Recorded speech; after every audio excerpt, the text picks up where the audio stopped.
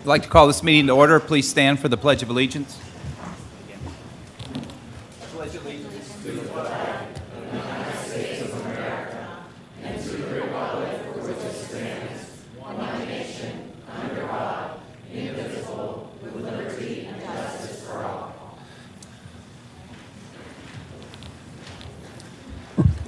Mr. McCausland, will you please call roll?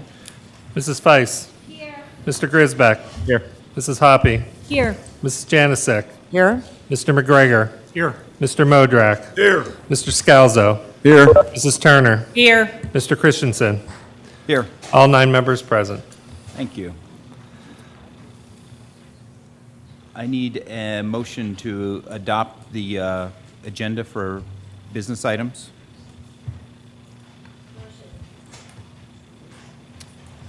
Second. Second. The motion was made by Ms. Feiss and seconded by Ms. Turner. Voting is open.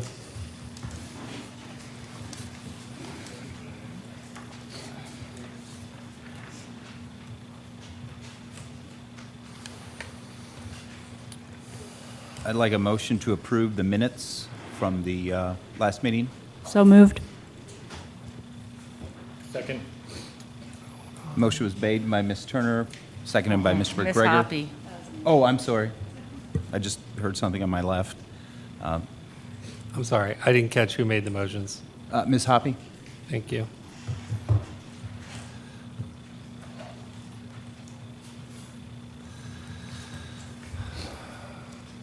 Voting is open.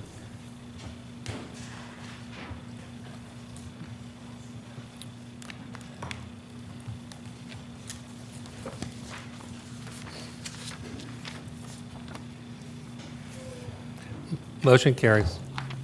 Thank you. I'll announce executive sessions we've held in the last month, April 12th, 2022, for personnel, other legal matters, and to receive information. April 19th, 2022, for personnel, other legal matters, and to receive information. And April 26th, 2022, for personnel, other legal matters, and to receive information. Do we have reports from student government? He's here. Student government report today? Yes. Okay, fantastic. Hello. Oh, all right. Cool. Good evening, everyone. It's a pleasure to be here again.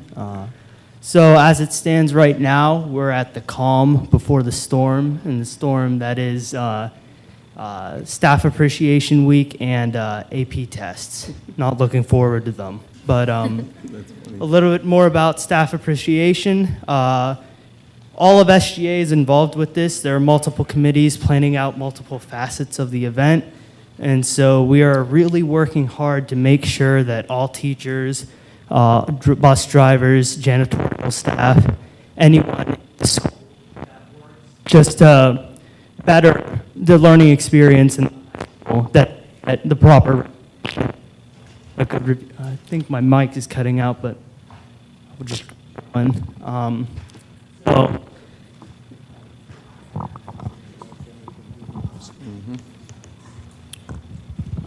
There you go.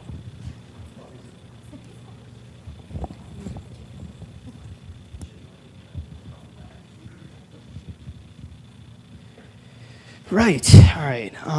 So, as I was saying, if there are any high school teachers here right now, we have an awesome week ahead planned for all of you. So, we're looking forward to that. Another thing was we recently went to William Penn Elementary to read to all the elementary school classes, and we had a fun time there. Obviously, I also went to William Penn when I was in elementary school, so it was awesome to just go back and see, you know, how things have changed, how it hasn't. And it's really good because we also promote literacy and just reading, because those are awesome things. And it's really important for young children to read and read often.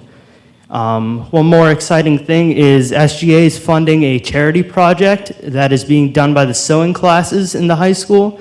So they're collecting bars of soap to donate to local food banks, shelters, social services agencies, and veterans clinics.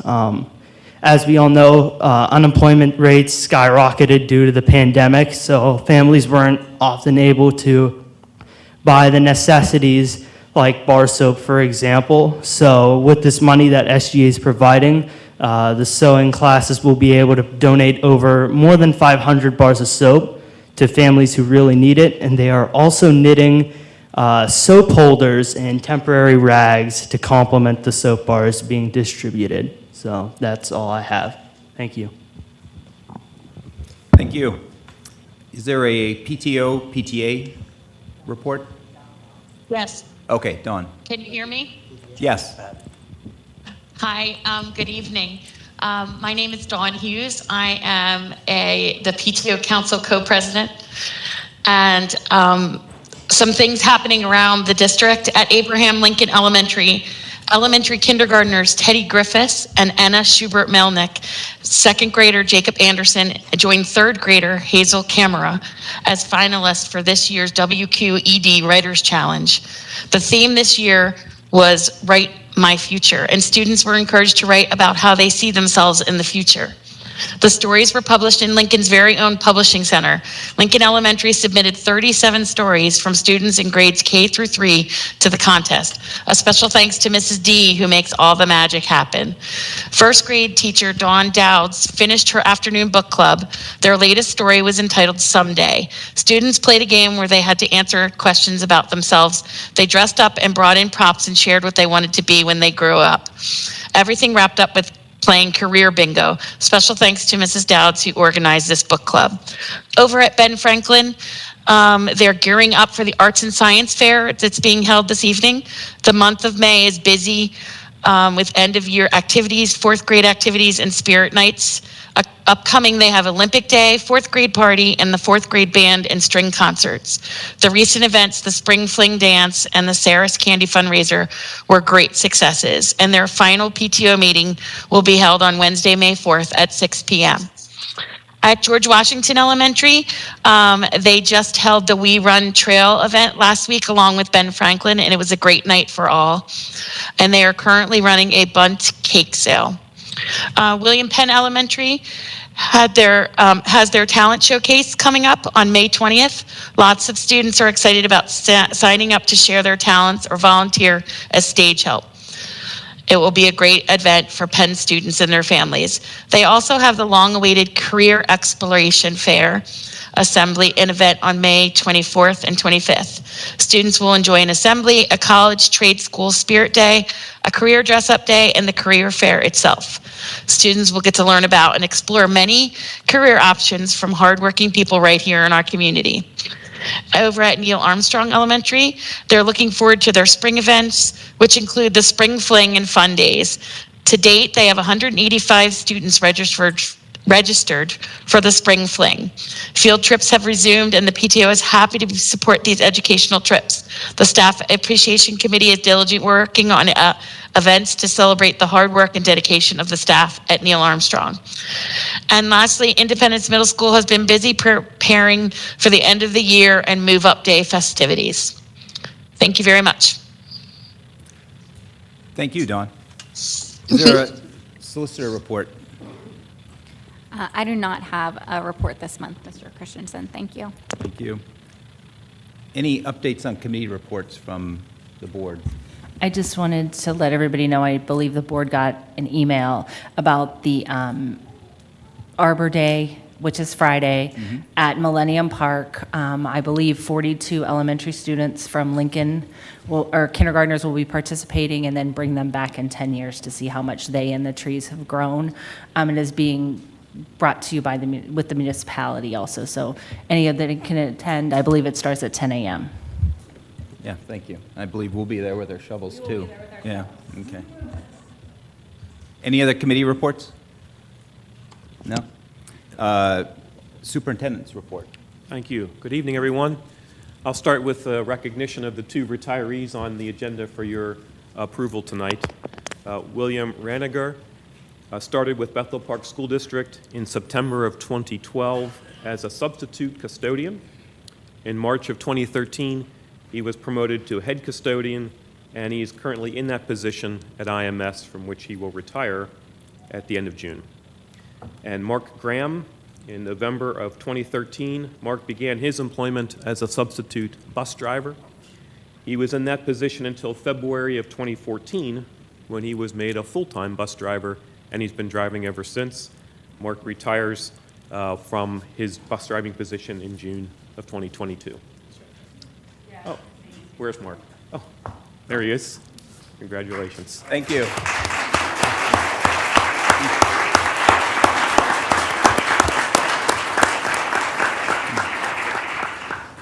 I'm going to turn the mic over to Mr. Cromie, who has his 5 big things. Okay, thanks everyone. Thanks for coming. We're going to present 5 big things. We're going to go back to number 1 here. And we do this every month for people who are uninitiated, and it's something, we're always just talking about some of the best things happening at Bethel Park. Of course, there are always many more than 5 things, and it's always difficult to whittle it down. One of the first big things that happened this month was KDKA Radio featured Bethel Park as part of its hometown tour, and the 8 o'clock hour was dedicated to Bethel Park. Some of the guests included Superintendent Walsh, high school principal Mr. Joe Villani, our state championship baseball coach Patrick Zender, and our WPIAL softball coach Heather Simplis Scott, and also juniors Addison Hill and Ava Blatz did an amazing job advocating for the Best Buddies Walk, which happened this past weekend, and they were on it. So that was really cool. The hosts for KDKA, Larry Richard and Kevin Battle, they couldn't have been more gracious and more patient with us, and they were just wonderful hosts. So it was a great experience, and also Ma and Pa's Country Kitchen, they were wonderful hosts as well. So thank you to them. Another big story for this month is something that came to my attention last month, and that is we have a young lady named Lily Puskar, who's really a lovely young lady, and she's also the lone girl in the mechatronics program at Western Area Career and Technology Center. In fact, she's the first girl to take the class since veteran teacher Morgan Mitchell began teaching it when he called several years ago. He was not giving up his age. Mechatronics, in case you're wondering, it comes from combining the words mechanical and electronics, although it also includes computer controls. Mechatronics integrates principles from 4 engineering disciplines: electrical, mechanical, computer, and industrial. And if you're wondering what that means, it could mean anything from like a conveyor belt, a garage door, even like household items like Alexa and things like in Siri, whatever your device, eavesdropping device of choice is. We also have, just want to remind everyone that Kennywood Picnic Day, Bethel Park Day, is June 17th. Discounted tickets are $29.99 and will be on sale from 4 to 7 p.m. on Thursday, May 12th in the high school's main lobby. Tickets will not be available through the district at any other time, and they can also be purchased online using Bethel Park's promotional code Bethel Park. So hopefully we'll see everyone on the racer. April is also, as you know, Autism Awareness and Acceptance Month. We've celebrated it with a number of different programs here at Bethel Park. And on Friday, I'd like to congratulate Mr. Mensch and his department, as well as the Interact Club, for partnering and coming, along with Amy Hart, I'll leave her out, to stage a family sensory-friendly movie night. They watched Encanto, and more than 100 people from various schools came out to do it, and it was a lot of fun for the kids to have a lot of activities to include a group that often struggles to find inclusion. So it was something that we were very proud of, and it was a wonderful evening, and we hope that it's the start of many more events of its kind. Also, be remiss if I didn't recognize that Bethel Park School District has been honored with the Best Communities for Music Education. That designation comes from the NAM Foundation for its outstanding commitment to music education. To qualify, members of the music department had to answer a number of very detailed questions about the program, and the responses were verified through school officials and then reviewed by the Music Research Institute at the University of Kansas. This is a very prestigious honor, and it's something we're very proud of. And it really, if anyone who's familiar with our music department isn't necessarily surprised by it, but we're also still, it's always nice to recognize such a district strength. Also, I'm going to sneak in a 6th one here. Jeff Nell received the PMEA's District 1 Citation of Excellence at their state conference in the Poconos earlier this month, and that's a really big deal. And it's also, by all accounts, very well deserved, because Jeff Nell is by all accounts, an outstanding administrator and an even better, outstanding music teacher and an even better human being. So that's all I have for you. Those are our 5 big things. Thank you, Mr. Cromie. I'm also going to turn the mic over to our curriculum leadership for your bright spots for April. Thank you very much for having us this evening. Tonight, we're going to talk about some bright spots in Bethel Park.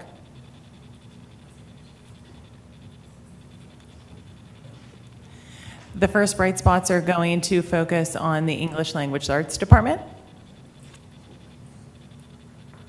Our first bright spot is that we are going to be offering a pilot into literature for the 6th, 7th, and 8th grade ELA in reading classrooms. And I have Miss Kim Pepper on the line, and she's going to tell you a little bit about the process of deciding upon into literature for this pilot. Miss Pepper, are you there? Yes, I am. Can you hear me? Yes, we can. Take it away. Thank you, Mrs. Wells. So we're excited in grade 6 through 8. We currently have a program called HMH Collections, and that is coming to an end at the end of this current school year. And so we are looking to pilot, and we'll be getting additional information on May 17th. Our in-service day will receive training on HMH's new program called Into Literature. And we had looked through several programs, and this one will hopefully be the piece that will connect our language arts and reading teachers to connect them and, service the reading and language arts programs. And if the pilot is successful, hopefully we would continue on with that for an additional 6 years. Does anyone have any particular questions or? Any questions? No? Okay, thank you, Ms. Pepper. Thank you.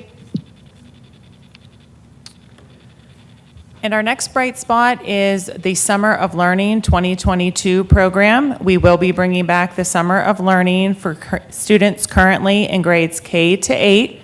The Summer of Learning will take place June 13th through the 30th. The times and the dates will vary depending upon the age of your student. The Summer of Learning will be in person, held at Memorial for the elementary and Neil Armstrong for the students in grades 5 through 8. And we will be focusing on the English language arts and math subjects, and more information will be coming from principals soon. I'm now going to pass over the mic to my colleague, Miss Mandy Figlioli.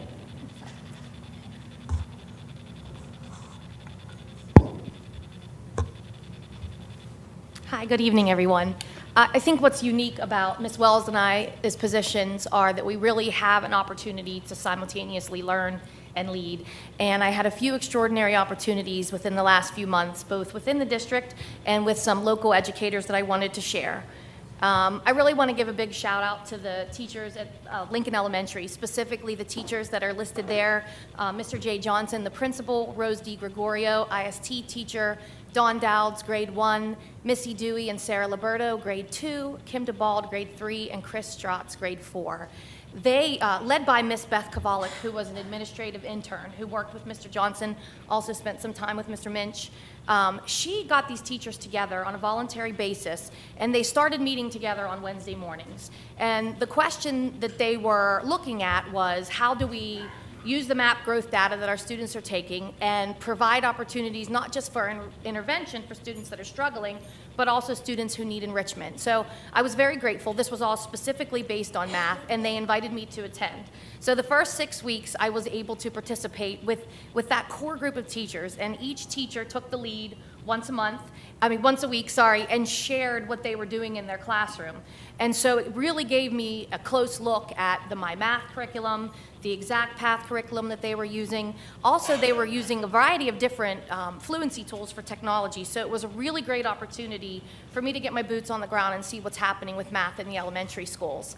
Well, when the final week came and they had all done their presentations, we didn't want it to end. And so they decided that they were then going to take it back to their grade levels.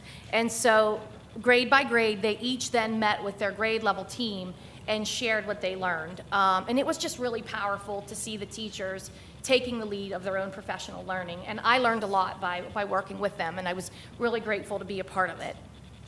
The second opportunity I had was with the Allegheny Intermediate Unit, and they have something that's called the Math Coaches Network. And I really feel as an administrator that my role is one of a coach.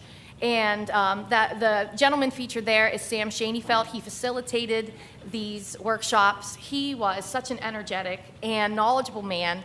And we spent 2 days, March 4th and April 1st, doing a lot of math and having a lot of conversation. He worked us all day, and he really did a great job of facilitating in a way that brought joy to the work and encouraging us to bring curiosity and creativity to math classrooms, that you can have those things while also including rigor.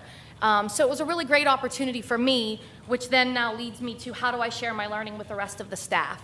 What I really want to do first is, in moving into the end of this school year and into next school year, is fostering mathematical mindsets. And that's all of us, even if you're not a math person, I think that's commonly said, that we all believe that we can do hard things and that we can do math. And that pairs nicely with the growth mindset that we're incorporating with the MAP growth assessment. Providing instructional support. That, just like when you're working with students, that's going to vary from teacher to teacher, and you want to meet them where they are. A lot of teachers bring expertise to the table, and we want to make sure that we capture that knowledge and share it. Others may need support, so we want to make sure that we provide that in a customized way. Promoting collaboration. Like I said, what I saw with the Lincoln teachers was so powerful, and I really think that that's something that we need to build on, especially considering that we're all going to be working together under the same roof in elementary school in the next 3 to 5 years. Fill the toolbox. That was what I really gained from working with the Lincoln teachers and also from the AIU. And we want to find a way to organize those things, share those things, and make sure that they're easily accessible.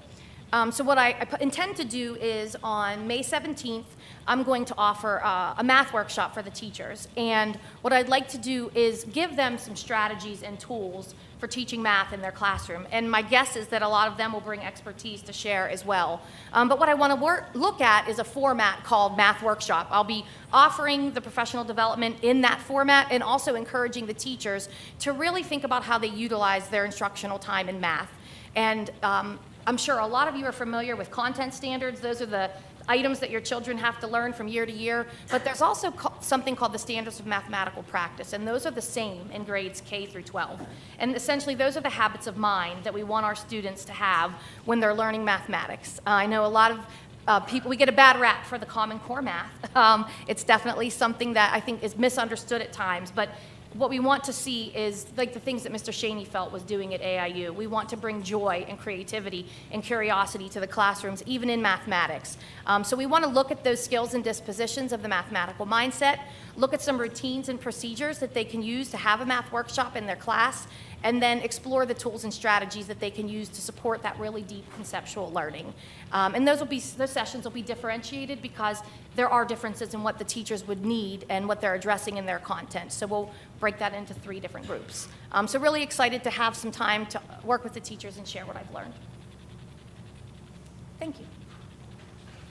So thank you, Mrs. Figlioli, Mrs. Wells, and Mr. Cromie for your good news and bright spots for this month. I have a few more items to share with the board. I'll start with the books that I left at your seats tonight when you arrived from the board. These were the programs from last weekend's Shasta Student Conference, and 2 of our Bethel Park students were honored at that conference. You'll see them listed in the program. Both Annabelle Franzman and Connor O'Neill received those certificates of recognition for their accomplishments as high school students in Bethel Park. Coincidentally, Annabelle's at the Western Area Career and Technical Center, who are the ones that produced this printed book for the Shasta Scholarship event. So congratulations to those 2.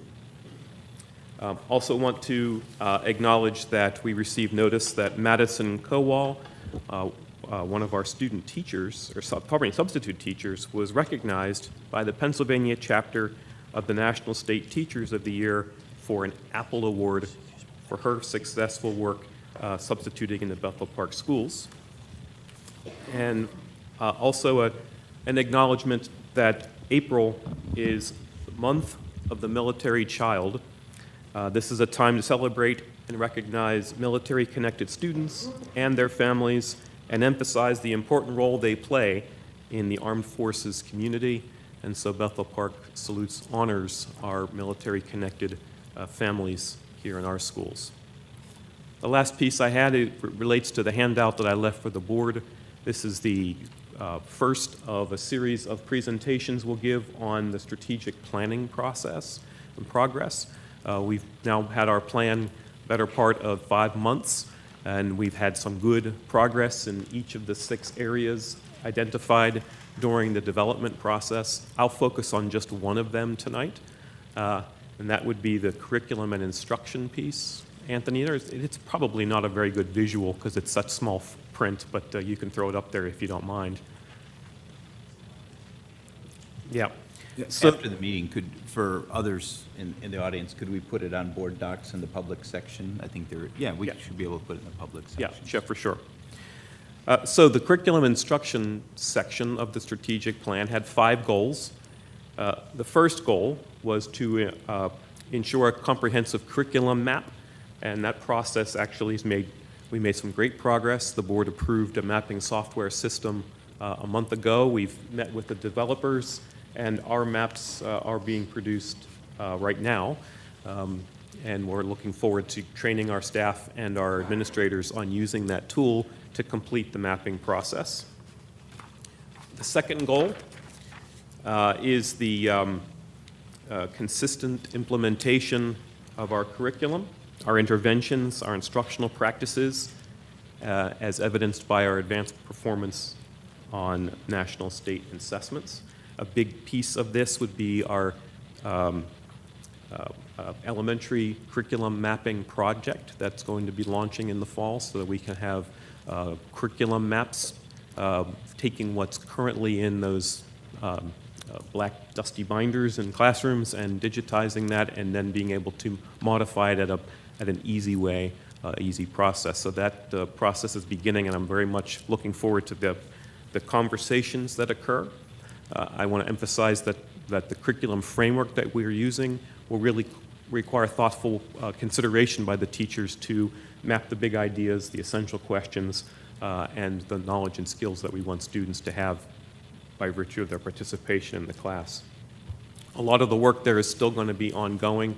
Of course, we have 5 years, set ourselves 5 years to accomplish all of these goals. The third one is to improve our special education students' performance, academic performance, particularly on state assessments. And to that end, we have already started training. Teachers have received preliminary training on Universal Design for Learning, which is a sort of a pedagogical approach, an instructional approach to delivering meaningful instruction to all students, regardless of their placement on the academic spectrum, and in making sure that they're fully included in the curriculum. Another piece of this would be data use of, sort of data savviness. The board approved the adoption of the MAP assessment system last summer. We've had 2 administrations of that assessment, 1 more to go this year, and that's providing excellent data for our teachers on decision-making for instruction, student intervention opportunities, et cetera. The fourth goal is specifically regarding AP performance and state assessment performance improvements. Thanks to the grant from the NIMSY Foundation, the district has provided great AP training for our staff. Our students have received some supports with AP workshops, and we also have plans to continue growing that to our feeder courses so that they can get the same benefit of that rigorous instructional practices. And the last piece is the goal number 5 is sort of a standalone goal to ensure that all students will have a STEAM experience more than once a year throughout their 12 years as a student in the school district. Again, there's a lot of work to do there, and you'll see on this progress report that we've made some progress with this in 5 months' time, but we've given ourselves 5 years to get this completely accomplished. Grateful that we have a strong administrative team and excellent teachers to help us move all of this stuff forward towards our broader vision of being best in class. Unless there were questions about the report or anything else, I'd say that's the end. I just want to say thank you for putting it together, and maybe just a little bit of background for others in the audience here. So I've been on the board 6 years. This is the first time we've actually had a strategic plan that we've reported on and mapped out what we want to be in 5 years, what our goals are, and then measure our progress against it. This is a first. I think it's fantastic. These aren't goals that just the 9 of us and a few others put together. This came from a series of subcommittees that met over the past year where people, parents, students, staff members, board members, everybody was involved identifying these goals and what are some of the elements of these goals that we felt were critical to our success over the next 5 years. And now those became action items for the administration and staff to work on. What Dr. Walsh just presented was the first update because we approved the strategic plan late last year. So now I've had a few months to put together, formulate, and do some activities behind each one of these goals. So as we go through the next, the rest of the year, every month, I believe, the plan is to update another chapter, another topic around a strategic plan. So we'll get through roughly each of the primary areas twice. We'll do 2 updates a year, roughly. So I think it's going to be a great opportunity for all of you that were either reading the strategic plan or a part of building the strategic plan to get an update on the progress we're making behind each one of these things. So it's really, congratulations. I mean, great work on putting the activities, documenting the activities, coming up with the reporting structure, but something that's going to be a part of every board meeting going forward, or every voting meeting going forward once a month. So thank you. For sure. Yeah, I think the important part, and I'll just add this on to further clarify, I think the important piece is that we hold ourselves accountable to not just completing these, but it actually moves the needle. And so part of our reports in that graphic that we couldn't really read up on the screen is, baseline where we are and where we want to be over 5 years' time to move that needle, whether it's a measurement of achievement levels, of professional development deliveries, et cetera, what we expect to have metrics by which we can measure ourselves on all of these areas. Right. Thank you. Any other questions on that? Do you have any other topics? That's all I had. Thank you. Okay. Next item on the agenda are public comments. So this will be open to any comments related to items on the agenda. Everybody has 2 minutes to speak. And are we entertaining call-ins also? Do we have any call-ins, Anthony? No? Okay.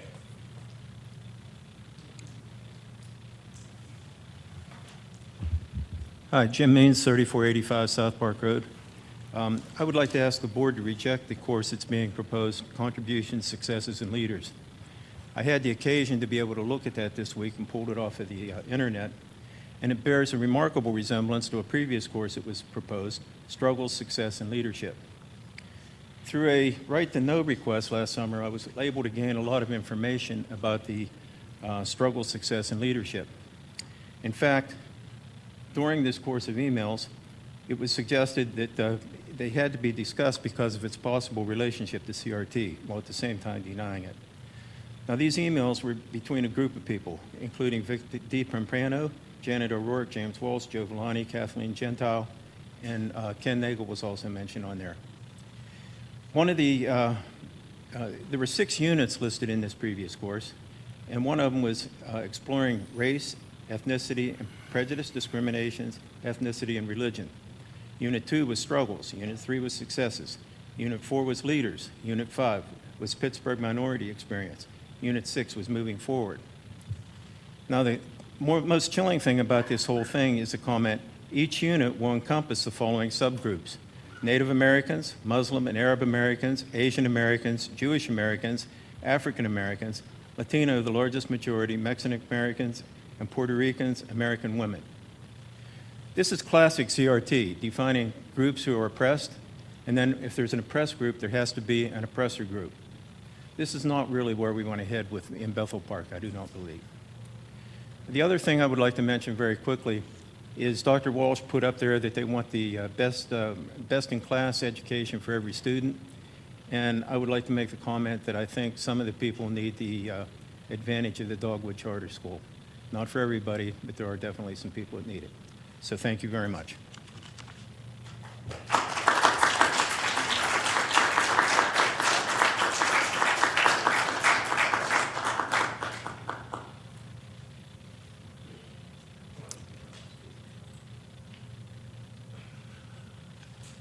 Good evening. My name is Mark Graham, 162 Highland Road. You said that I was to speak on the agenda. I did not come here because you were going to recognize that I was retiring, but I would like to address that first and foremost. And thank you, the board, for giving me the opportunity for the last almost 10 years to transport the kids to and from school. It has been a joy of my life, to be honest. And when I think about June 30th, and I think of, especially the little kids, I drive the kids at Lincoln, I will be saddened when I retire. I will miss these kids.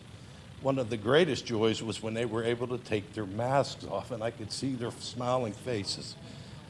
I had surgery.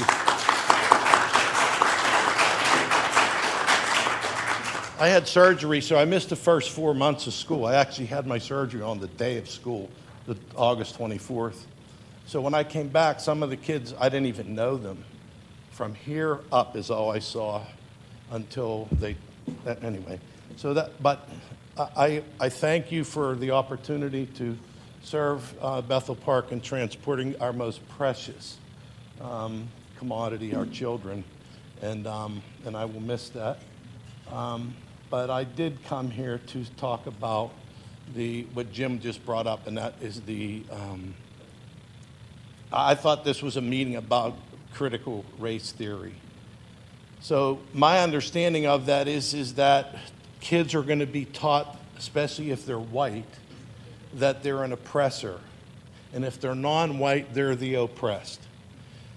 I gave 10 years of my life to serve in the military, okay? I have 3 honorable discharges. I've served with blacks, Latinos, Filipinos. I would have given my life for any one of them, and I'm sure they would have returned the favor. I am a white man, and I'm proud of that, but I am not a racist.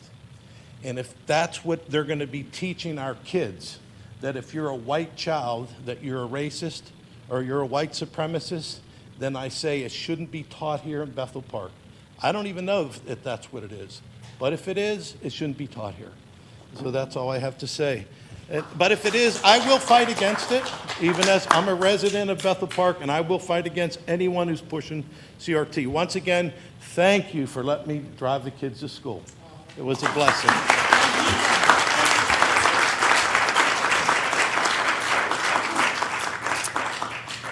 Thank you, Mark. And if you know somebody to take your spot, please let us know, okay? Because we need more. We do have a caller.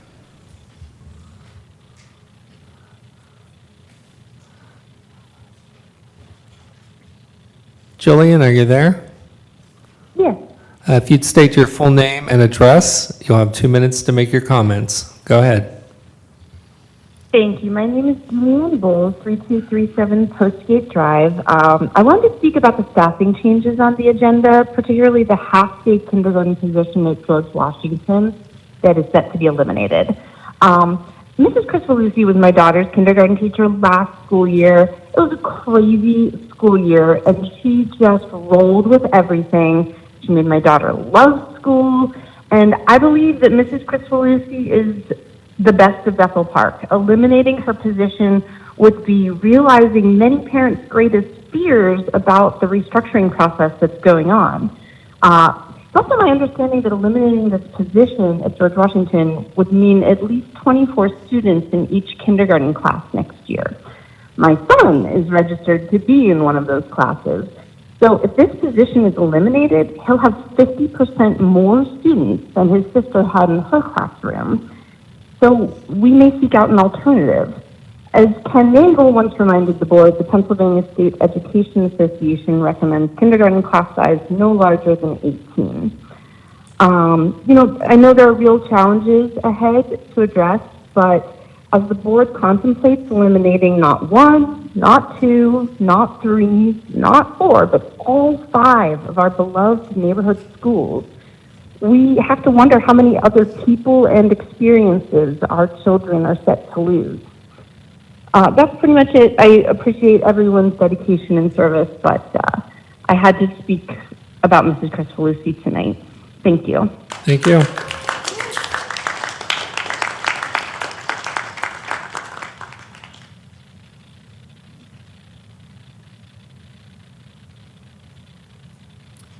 Any other comments from the audience?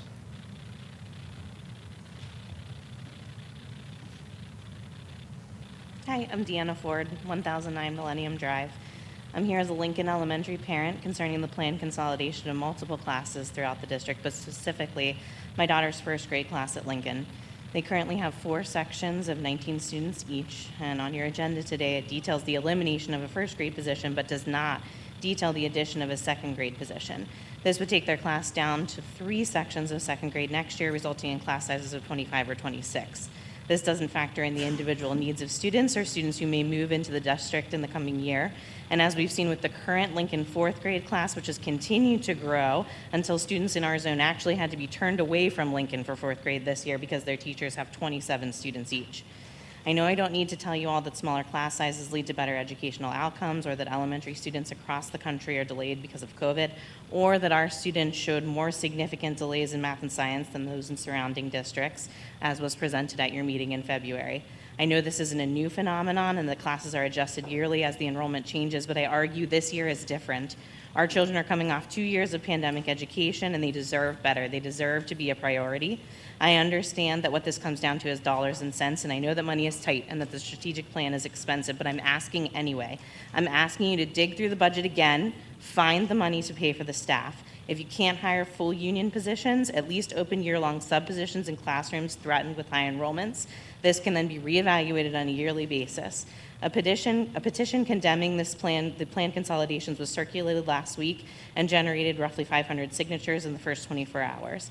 How can you all expect to hold yourselves and the teachers accountable to move the needle, as you said, and advance our children's education without making this investment? We have to invest in the current students at Bethel Park before considering only the future students, and I have 2 of those at home too. Please don't leave these kids behind. Protect them, their teachers, and their educations from slipping even further. Give them their best opportunity that you can to succeed.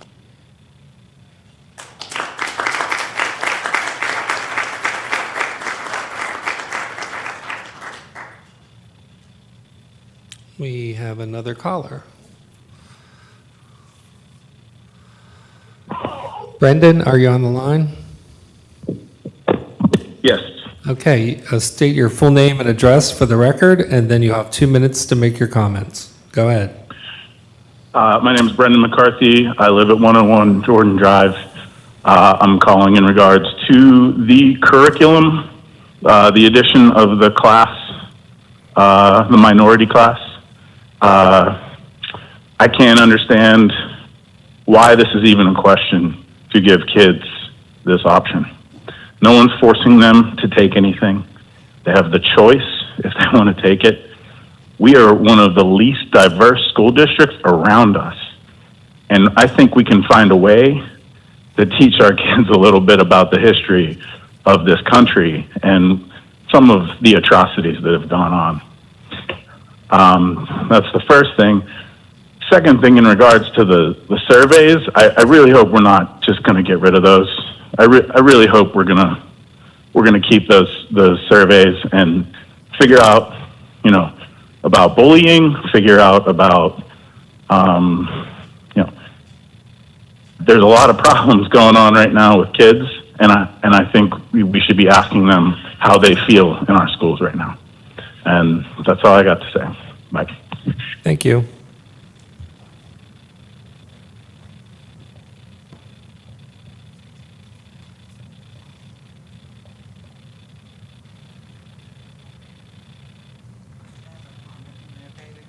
Okay. I think she was going to, but if No, you go. It's my first meeting. I'm a noob. I'm sorry. This is nerve-wracking, too. It's warm in here. My name is Samantha Lee, 5380 Library Road. I'm a Bethel Park mother of 3. This is my first in-person school board meeting. I've watched the broadcasts, I've signed petitions and things like that, but I think it's important to take this next step.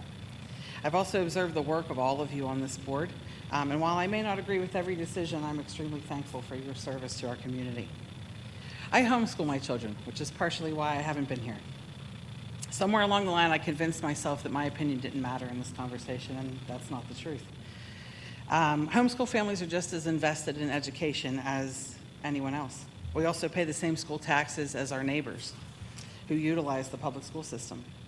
I have a background working with K through 12 victims of abuse, and I currently co-manage a homeschool center serving a diverse population of families. I would like to address actually the school climate surveys. I think it's extremely admirable to create an environment that is welcoming and accepting of all.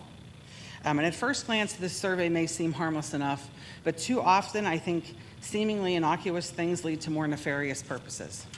Edison said, "A good intention with bad approach often leads to a poor result." This survey has good intentions, but I feel like it's flawed in its approach. Surveys like this come across as nothing more than disingenuous virtue signaling. If you want children to feel included, stop dividing them. These surveys create the very division that they seek to prevent.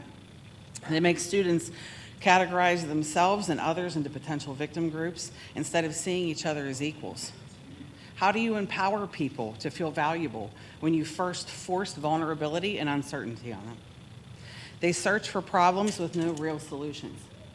Classifying anyone as marginalized only comes from a place of perceived superiority, which in my opinion is a greater problem. Victim mindset discourages accountability and merit-based accomplishments. We should have the responsibility, all of us, to equip children with the tools necessary for life's challenges, and we should be doing that by encouraging fortitude to overcome obstacles rather than discouraging them with defeatist surveys and self-limiting mentalities. Ma'am, I'm sorry, I'm just asking you politely just to wrap up. Sure, I'm done. Fostering gratitude, just not victimhood. Let's create more victors, not victims. I just truly hope you reconsider, and I thank you for your time. Thank you.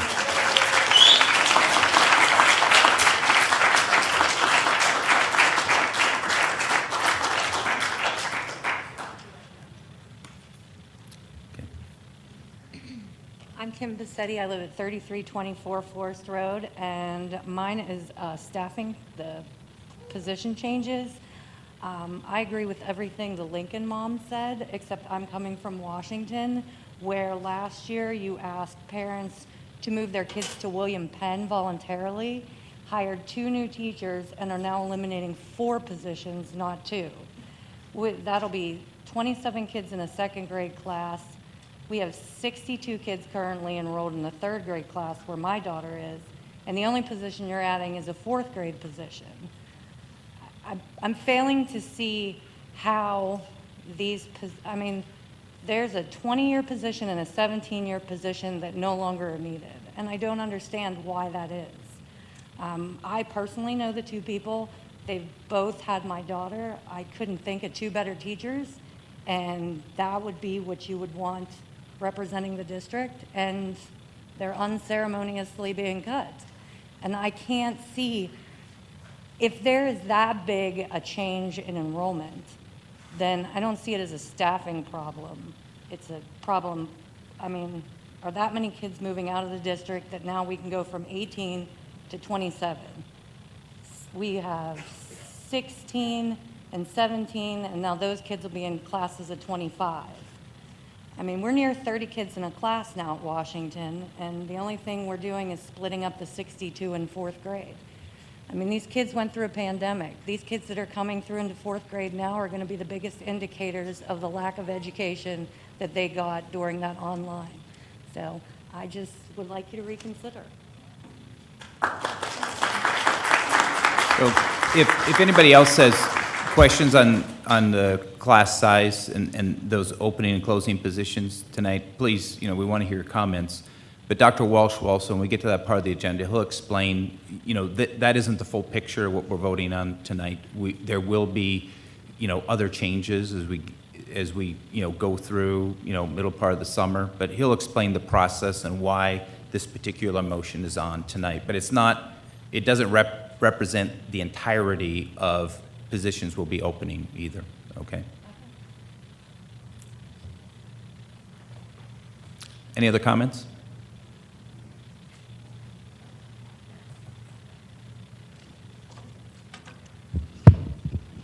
Hi, everybody. Christina Headley, 5881 Irish Town Road. I'm always here talking, sorry. I just wanted to address the climate survey, especially for the high schoolers, when it's asking about marginalizing, majority, struggling learners, where do you fit in? I think that if we're going to utilize a survey to help with the safety of our kids, we need to ask how they're feeling. We need to ask how they've struggled through COVID. How is their learning? Are they comfortable? Are they struggling? What are the best techniques that they can learn? That's what we need in school to help them grow. And back to last week, I think it was, when Mr. Scalzo was talking about getting back to basics of reading and math, that's what we need. If these kids don't have that, they don't have anything to build off of. The social studies curriculum, it's already built into courses we have, so why duplicate that for our kids? I have a high schooler. There's honors classes that like honors chem, then there's AP chem. Which one should she take? She should take AP because then she may get college credit, but she may not like it, so should she take honors? It's great that we have selection, but in the opportunities that we have for our students, I think if we make it smaller, because then they get more opportunities. Maybe they could take AP or honors chem, and the next year, instead of taking honors chem, then AP chem, they could take honors or AP chem, and then take a biology class and get a full curriculum that's all different and gives them different bases to help decide what they want to do. It's just my opinion, but I feel we need to give these kids these opportunities. They had a hard time through the struggles of COVID, and that needs to be addressed with their learning needs.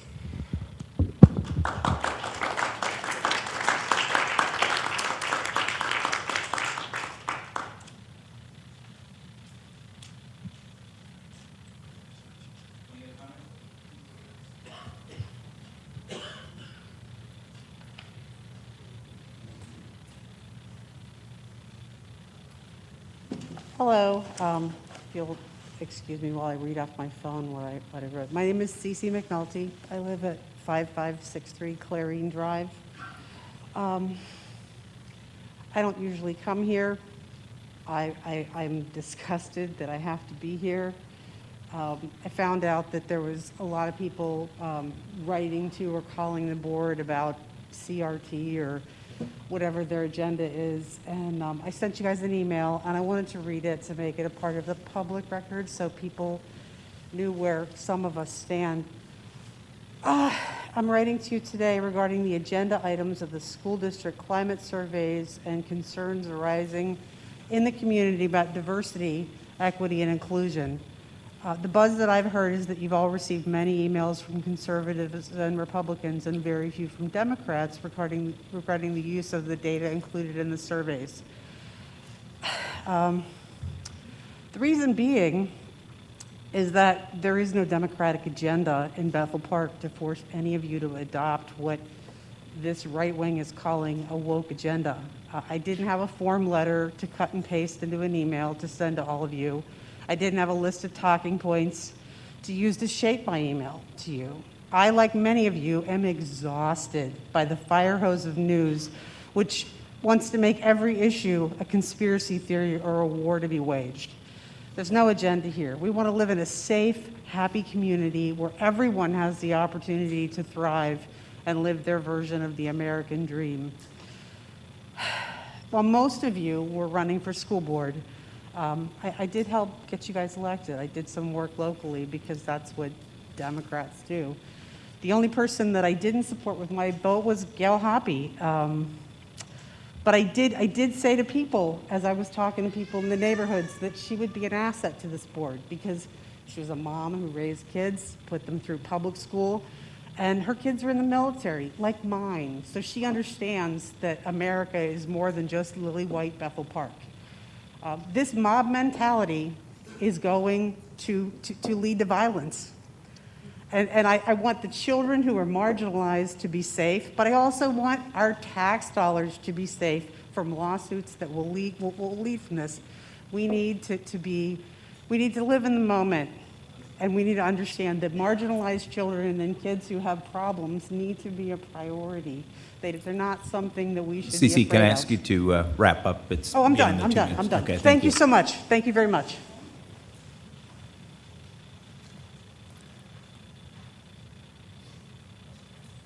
Any other comments?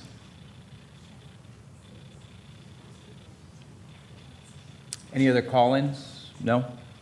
Let's move on to the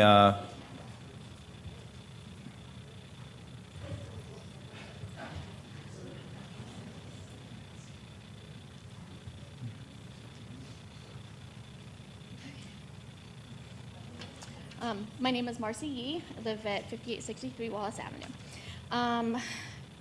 Couple things. Please allow those students who want to take a survey to see if their social, emotional, and educational needs are being met to do so. Please avoid overcrowding our elementary classes rooms and do not eliminate those positions. They are very much needed.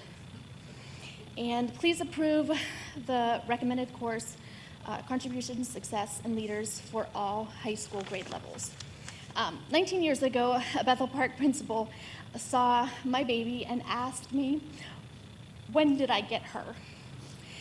She was the first of countless very well-intentioned, kind people who just assumed that my child was adopted from China because Asian people can't be from here. Learning about people with similar appearances, backgrounds, and beliefs as yourself is beneficial.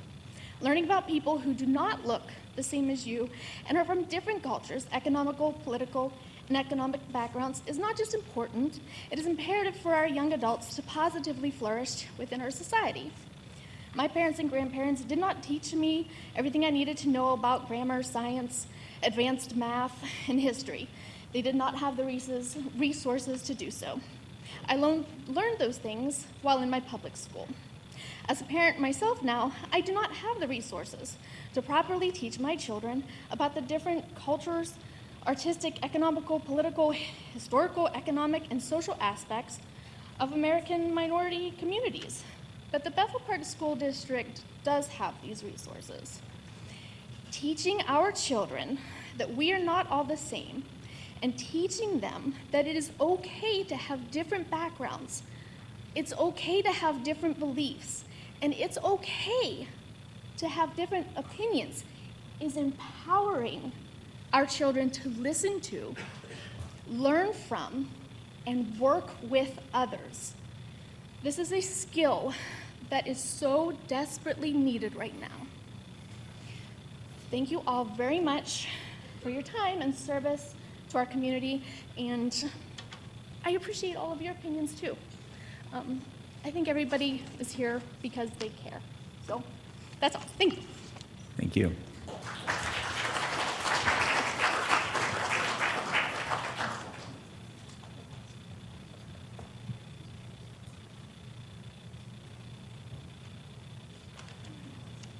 Okay. Hi, I'm Michaela. I live at 5863 Wallace Avenue.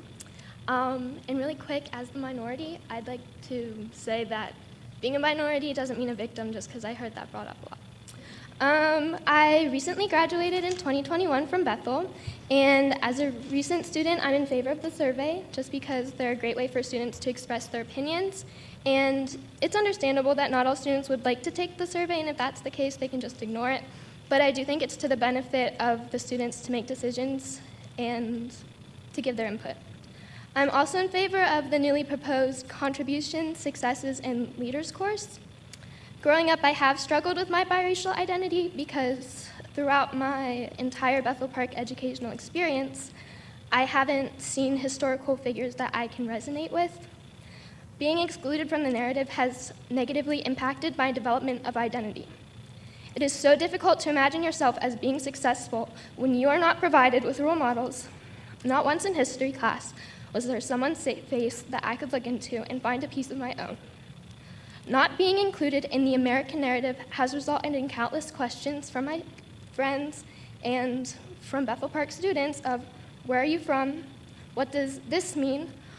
Are you going to eat my dog? And what do you mean you can't speak Chinese?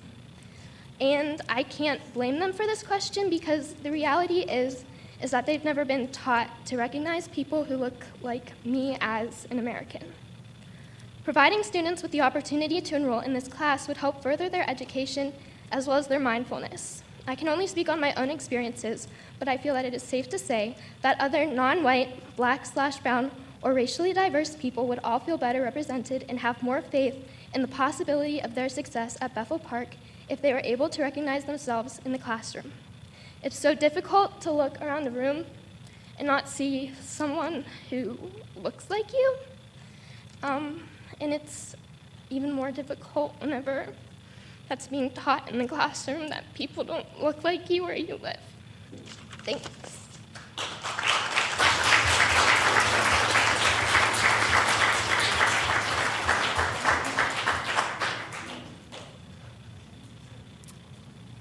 Any other comments?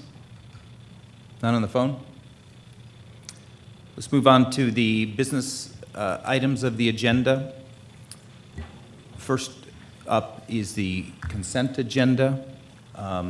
Ms. Hoppe, can you move that? But before you do, are there any items from this list that people would like to see removed from the consent agenda for a separate vote? No? Okay. Ms. Hoppe, if you could take that Sure. section. So I propose to move the consent agenda with, how many items? Oh, my goodness. 29 items. Do you want me to read all those? No, I don't think you have to read all of them. Just move Okay, all of let's them. move all 29 items, please. Second? Second. Okay. Motion is made by Ms. Hoppe, seconded by Mr. Scalzo. Any comments or questions on these before we vote? Okay. Voting is open.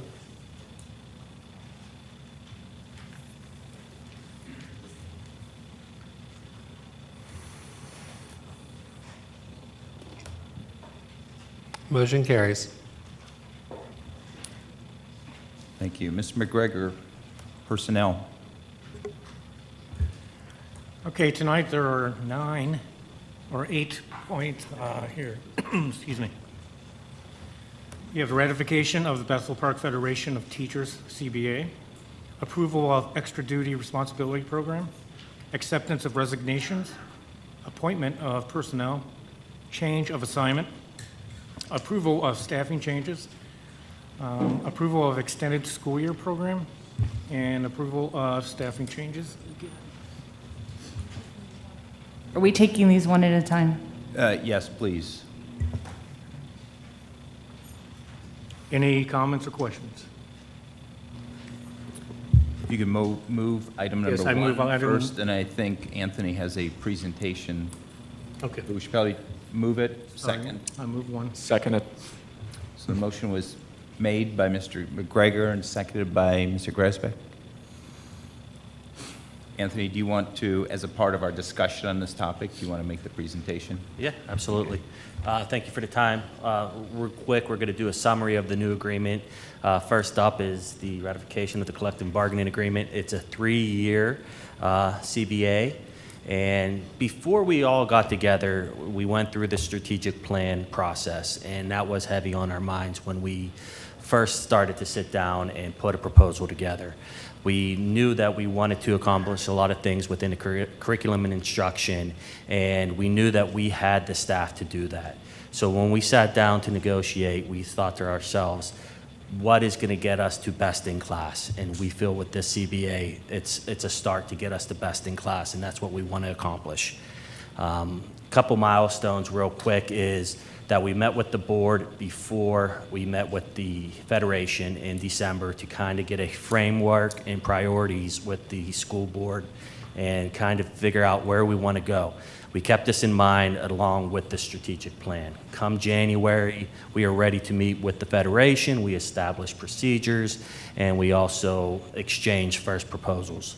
From there, we met weekly and bi-weekly for 4 months to go through the negotiations process. We also cleaned up the contract. There was a lot of MOUs out there that we incorporated the MOUs into the contract and cleaned up a lot of language. Not only did we focus on curriculum and leadership, but we also focused on day-to-day operations. We felt that with the day-to-day operations, if we were able to settle those, it gave the Federation staff the opportunity to really shine and do what they have to do in regards to taking us best in class. And that's kind of what we focused on. We worked together on a lot of these items. And you'll see the areas with major changes here. All the articles are on there. I won't go through every single one because we'll be here for another hour. So I'll kind of keep this short and sweet. But we really wanted to focus on the curriculum piece. Within the curriculum piece, we're adding department facilitators, more department facilitators, because we felt that, you know, we can do great things with that. We also put a curriculum council together. Within the curriculum council, this is the process where they'll approve, review, deny any proposals that come across in regards to curriculum. So we're working together with the Federation in regards to the curriculum. Another thing is the vacancies and transfers. Starting next year, we really want to streamline that process when it comes to vacancies and transfers. A lot of the movements within the 5 elementary buildings, we're trying to streamline that. You also see with class size, the Federation and the district came together to actually decrease the limited class size at the elementary level. So that was another part of the CBA that we thought working together would really accomplish us to get the best in class. So.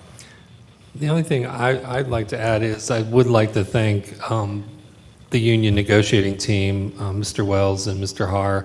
I think while it's not always easy to come together at the table and we have to talk about some difficult things, I appreciated the collaboration, the willingness to talk through the difficult issues. We really kept it professional, and I really respect what they brought, and I thought that made the process work even better than many of the places I've been in the past that can get very contentious. While we didn't always agree, we did manage to work through those difficult issues, so I appreciate their efforts and their time as well. Absolutely. Well, thank you to the whole team negotiating this. And I would say that, you know, for those in the audience, you know, we talked, Dr. Walsh gave an update on our strategic plan before, but here's some other evidence of the value of going through that exercise, because we were able, as a board and administrative team, to identify what are the priorities, based on what we want to accomplish the next 5 years, what's most important for us to focus on through negotiation. And I think that it was helpful for us. I think that, you know, where there was negotiation, it was from the standpoint of, you know, getting, you know, more value from both sides. And so I think that was a fantastic tool, you know, to be used to help guide us through setting our priorities. Any other comments, questions from the board? Or Anthony and Doug, were you guys done? Any other comments, questions from the board?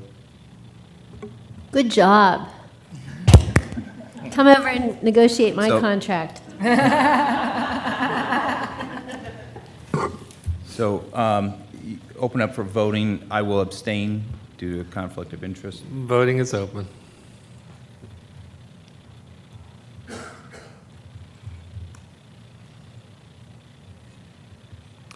Motion carries.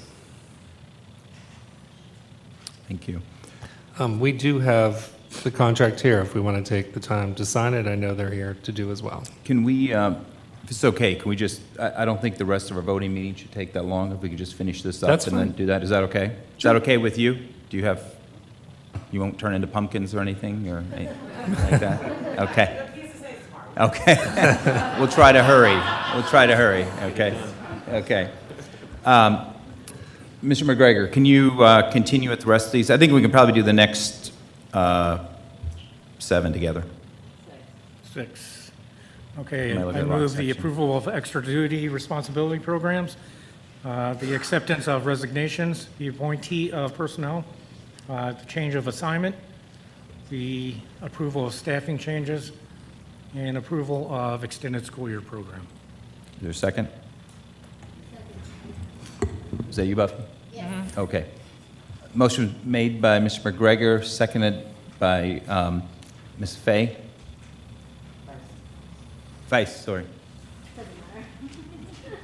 Can't think and talk at the same time. Oh. Voting is open. To be clear on that, did we move items 2 through 7 or That's correct. You will just 2 move through 7? items 2 through 7. Okay, just want to double check. Thank you.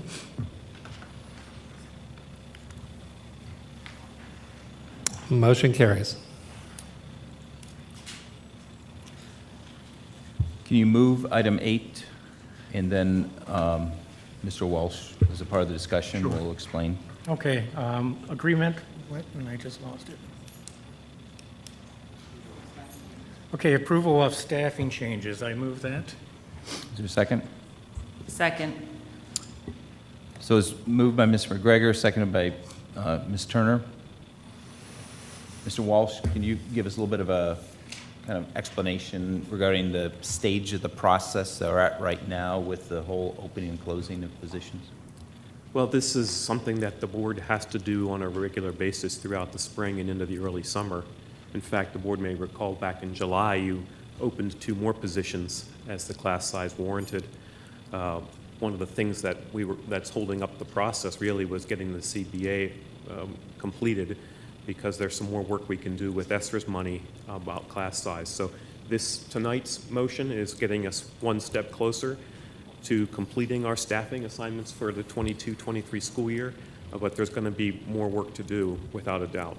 We haven't even finished kindergarten registration yet. That dictates a lot.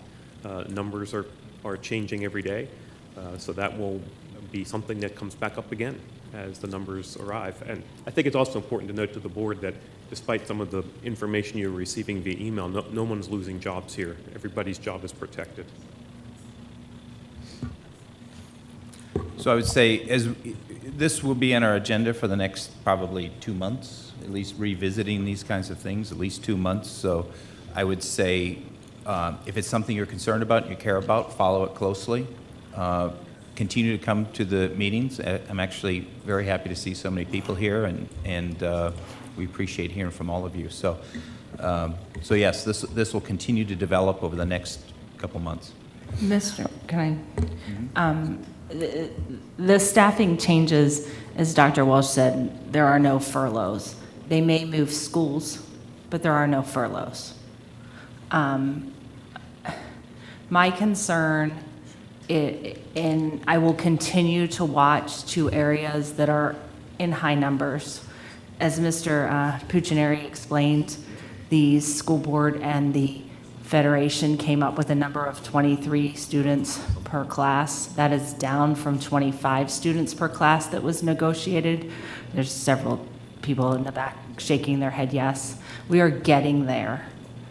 But unless you want to redistrict before a new elementary center, that's too much in me as a parent. That's too much of moving my child around. They still know the faces that walk into that building every day. So I would tell you, again, as Dr. Walsh said, in July, we added teachers. We hired in July. The process needs to move, but I would also encourage every parent out there that has a kindergarten child to please register. Registration for kindergarten is down. It is lower than where it was last year at this time. So please register your students so we get a true number. Because I can't make decisions off of ifs. What about the students that are already enrolled and registered? Are you anticipating a mass exodus? Ma'am, we have to make sure that we all engage in the process correctly here. This is a time for the board to be speaking and asking any questions on the motion that's on the floor, and not for the public. There'll be additional public comments at the end. At the end. If you can just remember that, ask us. So again, as Mr. Christensen said, I encourage you to come back, but I encourage you to watch the process, because in the end, Washington gained 2 teachers last year because numbers were high. So please, please watch the process. Mr. McCausland. Okay. I do have a question. So because the numbers keep fluctuating, and we're going to be looking at, the numbers of students in kindergarten, first grade, families moving around or moving in. Could you provide a financial outlook, maybe not tonight, but a month from now, because it's still fluid and there's going to be kids maybe moving back and forth? But Yeah, it's always a major part of our budget discussion every year. And maybe next month you can kind of give us a really solid big picture look at that, and if we needed to add a teacher or two, how would that look? Do we have the capacity? Can we do it? Maybe next month we can look at something like that.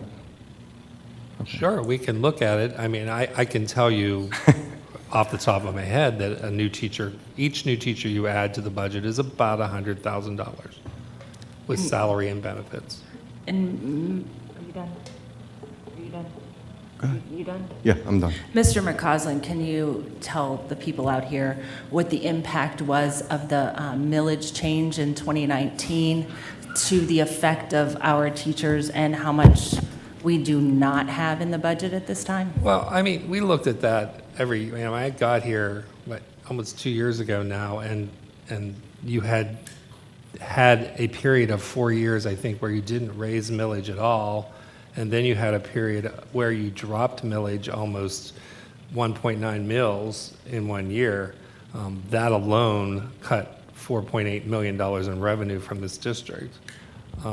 If I go back, and I've done some of the math before, if you look at those 8-year periods, you have now since raised taxes to the millage twice, and you're only back 3.8 million. You've never got back to where you were 4 years ago. If you had raised taxes even a minor amount, like 2% over that 8-year period, you'd have in excess of $10 million more in your budget, which would not be an issue with adding staff at that point. But you're not in that situation. We had a $5 million deficit the year I came, and the only thing that really saved you was the ESSERS money and the fact that you didn't spend some of your expenditures because kids weren't in class. So you had a one-time flux of all the ESSERS money that kind of patched the hole, so to speak, for you that year. So the part of this is the millage cut has handicapped some of this budgetary constraints. You're never going to get that money back because you missed out on it. So again, that's an academic disadvantage to our students. So again, I'm going to encourage you to watch month to month. Things will change. I'd also like to just thank everyone who emailed about this issue. I hope that the fact that we're not laying off any teachers is encouragement to a lot of you, but I've only been on the board a short time, but this is definitely the most substantive comments we've received about any issues that are actually really impacting the students at Bethel Park. So like Ms. Turner and Mr. Christensen said, please, stay engaged, stay emailing us, stay watching the meetings, and, hold us accountable.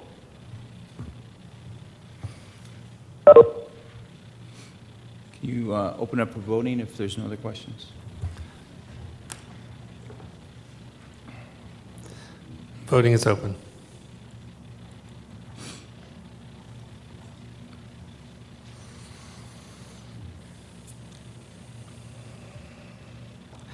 Motion carries. Ms. Scalzo, Curriculum Committee. All right, we'll take these one at a time. Under Curriculum Committee, we have items 1 through 4.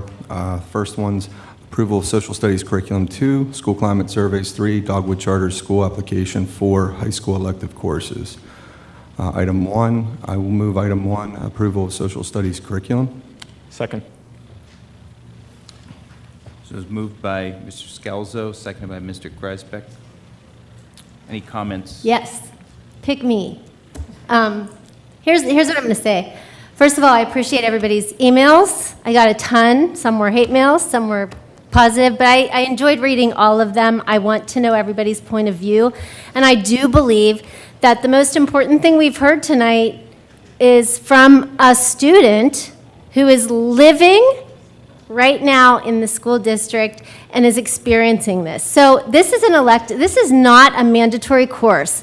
If your child doesn't want to take it, they don't have to take it. It doesn't cost us any money. We don't have to order books, and it exposes kids to other cultures. And I'm an educator, so I'll do this and just say that study after study shows that exposure to cultural diversity, I wrote it down because I can't go off the cuff because I flip out. Exposure to cultural diversity improves cognitive ability, problem-solving skills, decision-making skills, creativity, and innovation. So I really think that we need to focus on the reality in front of us, which is while math and English are incredibly important, and they are, we also have to be interested in helping our kids become kind contributors to society. And acceptance is one of the biggest things. This is an elective. You don't have to take it. Your kids don't have to look at it.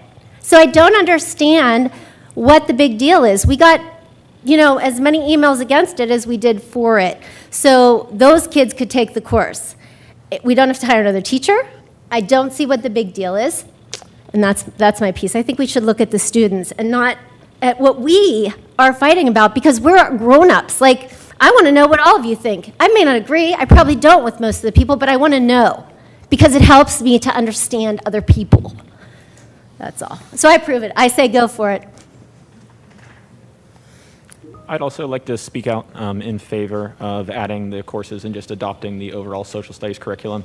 Dr. Walsh laid out some of our strategic plan. Specifically, he focused on curriculum. And item number 4 in the curriculum specifically spoke to increasing our standardized test performance. And one of those areas is the AP program. Adding the microeconomics course that's included in the social studies program would serve to do that. So I think it's a very good resource to have for our students. As I spoke to last week, I took the class personally in high school, allowed me to get a good jump on my minor in economics. Also, diversity, equity, inclusion, items 2 and 3 would be furthered by the addition of the other course, the contributions, successes, and leaders. As a former Bethel Park student spoke to, a lot of times our core social studies courses don't always focus on the perspectives and the contributions of those groups. Whenever I took my social studies classes, I didn't have a problem finding people that looked like me. It wasn't an issue. It was very easy to aspire to something because I could see someone who looked exactly like me. Not all students currently have that opportunity in Bethel Park. This course would serve to do that. Again, like Ms. Feist said, it's not a mandatory course. It's completely optional. In fact, if we don't get the number of students to run the course, it won't be run. So I think we should allow the students to make that decision of whether or not this is a course that they think would be beneficial to them. I agree with all of that. I would also like to specifically thank Michaela for coming and speaking to us tonight. We appreciate hearing from you. That was very brave and it was very powerful, and I'm very sorry that you had that experience in our district. And no student should have that experience in our district. That is not okay, and that is not who we are. We don't bully people by holding up necklaces at each other. Come on. Let's be grown-ups. Everyone in our district needs to be able to work with other people. When children leave our district, they go into a workforce in a world where they need to get along. They need to be able to talk to coworkers without getting fired and in trouble. They need to be able to understand other people's points of views and experience the world from other people's eyes and care about one another. And I don't want what happened to you to be repeated. This course allows students who choose to take it to get to know people from other cultures and find out their celebrities, their leaders, they're musicians, they're artists. Why would that ever be a bad thing? It's not a bad thing. I support the selective.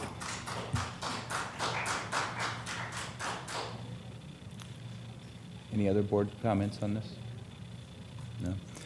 I would just say that when it comes to this social studies class around leadership, I would say I've talked to people who are responsible for the course.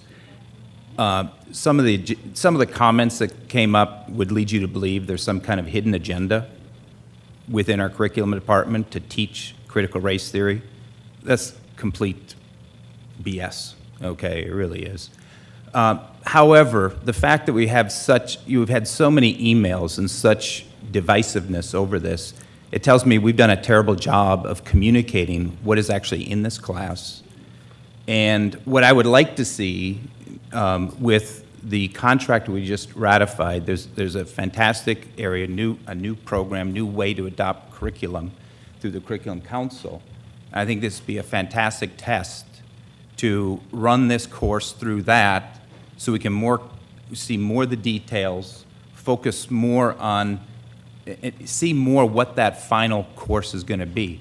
I love the fact, because I think they're great teaching examples, I love the fact of teaching successes and even failures of people. I think it's a great learning opportunity. I'd love to see that. So, but I'd also like to see more of the details of, the how, the who, that sort of thing. So anyway, that's what I'd like to see. So I won't support it at this point only because of that. I'm with you, Mr. Christensen. I'd like to see more of the details. I'd like to see where we're going and what we're doing and the details of what is in the curriculum. And I totally agree with you. There is one movie that I've made my senior in high school watch 3 times, and it is put on by ABC Sports. It's called The Thrill of Victory and the Agony of Defeat. And they have to learn both. But there's curriculum, the new curriculum model, I think, will help straighten some of this out and really shed a light on what is in there, because I had some struggles with it and what was in there, just not being able to understand where we were going. So that's where I am. But again, my 7-year-old loves it. He thinks it's, a crazy show, but I'm trying to stress to my 18-year-old that there are good things and bad things. And life is not all good and all bad, but there are things that you have to learn from it. And again, if you have a high schooler watching that, it is on YouTube now. It is called The Thrill of Victory and the Agony of Defeat. I would encourage you to do it.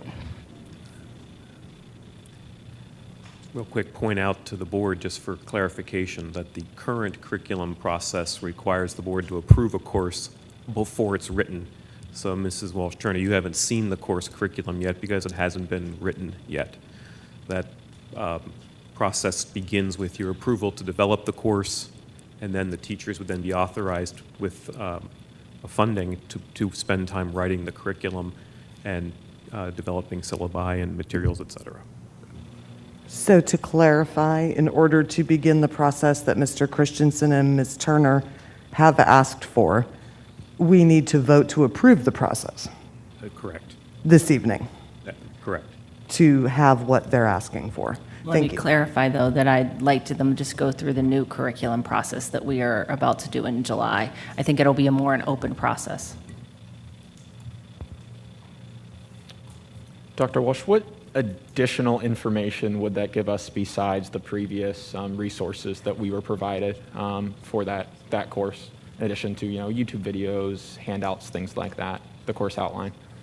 Yeah, so that outline was more than we normally get. I think the Social Studies Department was trying to be as transparent as they could without making extra work for the department to write the course without approval. So that outline and that list of resources and materials were things that they would consider including in the course development. Understood. Thank you. Yep. Any other comments? Okay, you want to bring up the vote?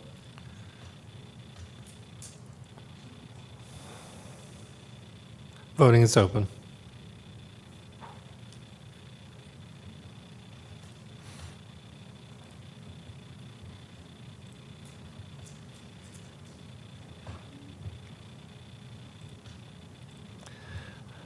Motion fails.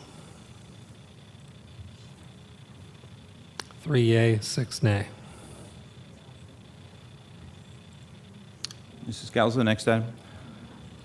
Item number 2, school climate surveys. I move item 2. Is there a second? Second. It's moved by Ms. Scalzo, seconded by Mr. Greisbeck. Any comments? You know I have a comment.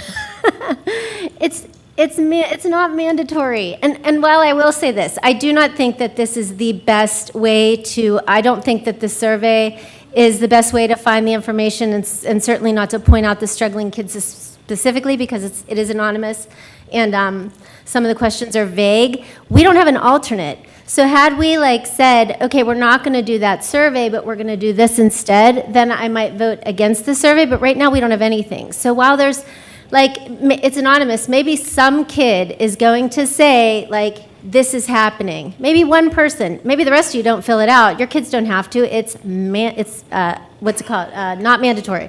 So my thing is that we don't have anything else in place. And if one person fills something out on there that says this is happening, that's one kid. That's still a win. So I say that because it's optional, we can pass it. It doesn't cost us anything. Again, it's literally, you don't have to fill it out if you don't want. Delete it. Who cares? But I do think that we don't have anything else, and what's the big deal? Dr. Jansani, could you speak to the requirement that you mentioned previously about performing a kind of like a safety and wellness survey from the state level? We as you know, we occasionally get audited regarding our school safety protocol. There are recommendations that come forth from that audit. They make notes on things that we do, and then they make recommendations on things that we don't perhaps do, but we are not in any violation whether we do a survey or not. They do recommend that we do a survey based upon safety for students and Okay. staff. Thank you for the clarification. Sure. And you think that this survey would, I guess, satisfy that recommendation? It would. That's their recommendation. Once again, it's not required, but it is noted that we do not do it. Understood. Thank you. Sure. Dr. Walsh, could you, I think a lot of the audience thinks that the survey is something that's just arising now, this year. Is this something that was going on previously, and could you tell us about that? Well, I can't speak to anything before last year, but during last spring, we did conduct a climate survey of the high school students and the IMS students. So this is the same as last year, but the survey has changed a little, but it's the process. Yeah, the process was, well, no, it was actually very different last year because it was administered during school. The approval tonight would not, those surveys would not be administered during school. They would be sent via email home for families to do together or to not do together. So that's different than last year. And this survey also is a shorter version of last year's survey. It was streamlined. Okay, so we had a survey last year, and this one is streamlined? Yes. And this one is an opt-in? Yes. And it is sent home to parents who can choose to do it or give it to their child? Yes. And those things are all different from the one that was last year? Correct. Thank you, I appreciate that. And is there a state survey or something that this was loosely based on? Yeah, there is a state climate survey. Okay, thanks. I'd just like to thank the Diversity, Equity, Inclusion Committee that put a lot of work into creating this survey. They made sure that a variety of different voices were heard. Student voices, parent voices, various community members, administration, staff, experts in this sort of thing. While this survey is a little bit different than what they had recommended, I still think it is better than not giving anything to our students, and I think it has the opportunity to identify some areas in which students are at risk. The example I gave last week was, say for instance, we find that a large percentage of our students feel uncomfortable or unsafe on the buses. That's something that we could use and maybe implement more bus aids to make sure that our students are safer in school.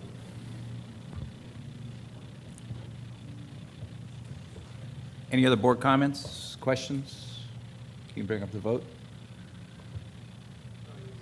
Voting is open.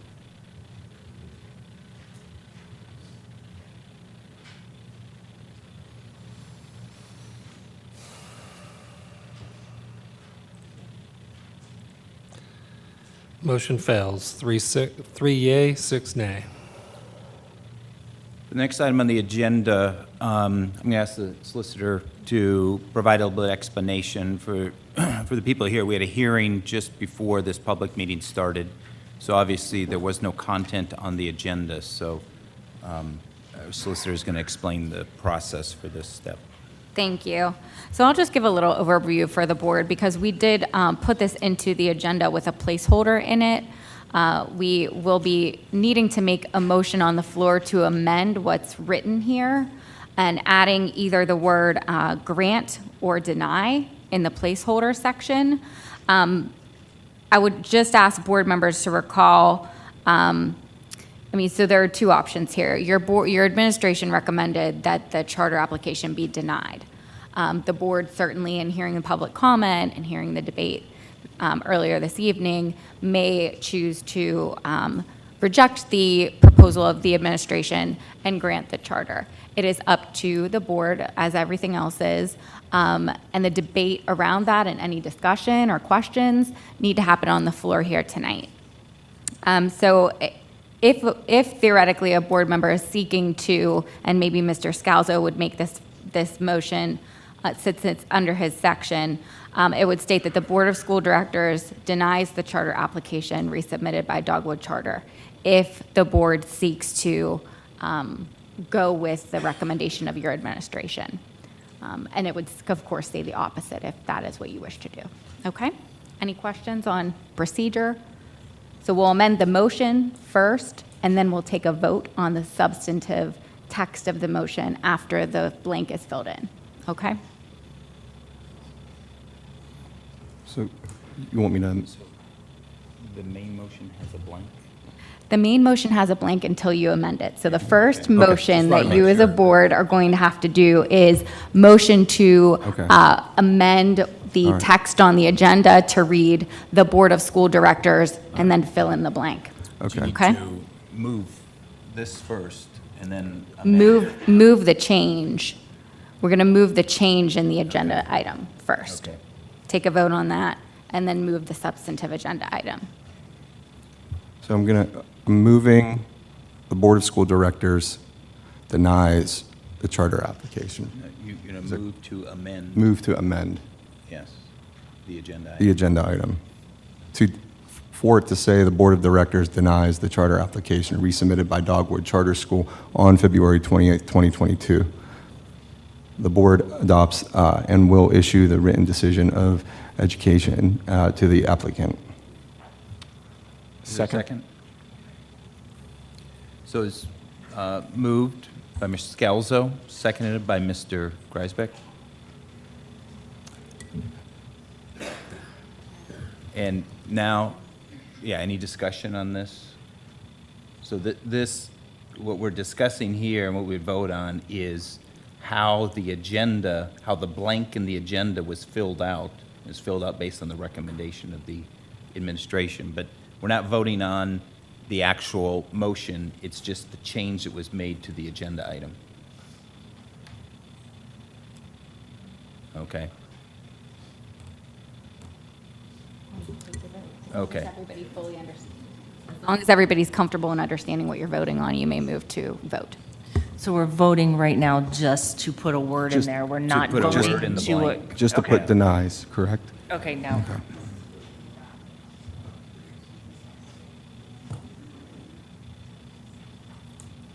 Voting is open on the amendment.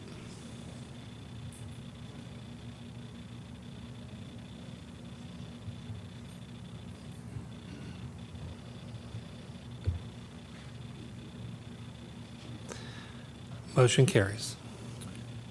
So, Mr. Scalzo, if you could move the motion now. Okay. With the blank filled in, and please read the full. I'd like to move item 3. The Board of School Directors denies the charter application resubmitted by Dogwood Charter School on February 28th, 2022. The board adopts and will issue the written decision of the adjudication to the applicant. Second. So moved by Mr. Scalzo, seconded by Mr. Greisbeck.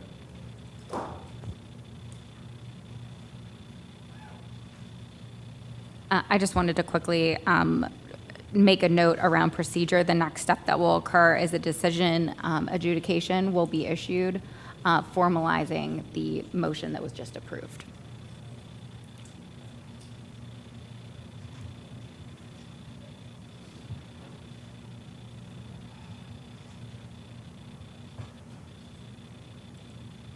Can I clarify that they will get a copy of the report from the school district, correct? That is correct. It has to be issued to the charter applicant. So once the adjudication that has been authorized by the school board this evening is completed, it will be sent to the applicant. Voting is open on this issue.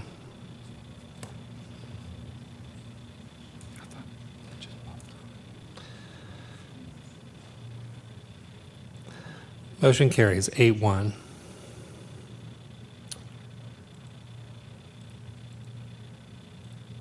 Okay, Mr. Scalzo, last item in curriculum, high school elective courses. All right. Mr. Villani is online to explain any of this. Number 4, high school elective courses. I move item 4. Second. It was moved by Mr. Scalzo, seconded by Mr. Modrak.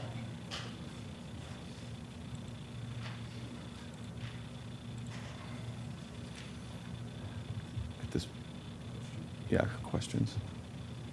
Yeah, any questions? Yep. Mr. Villani, could you please explain the high school elective courses here? Just go ahead and give us a quick summary of what's happening. Yes, thank you for having me.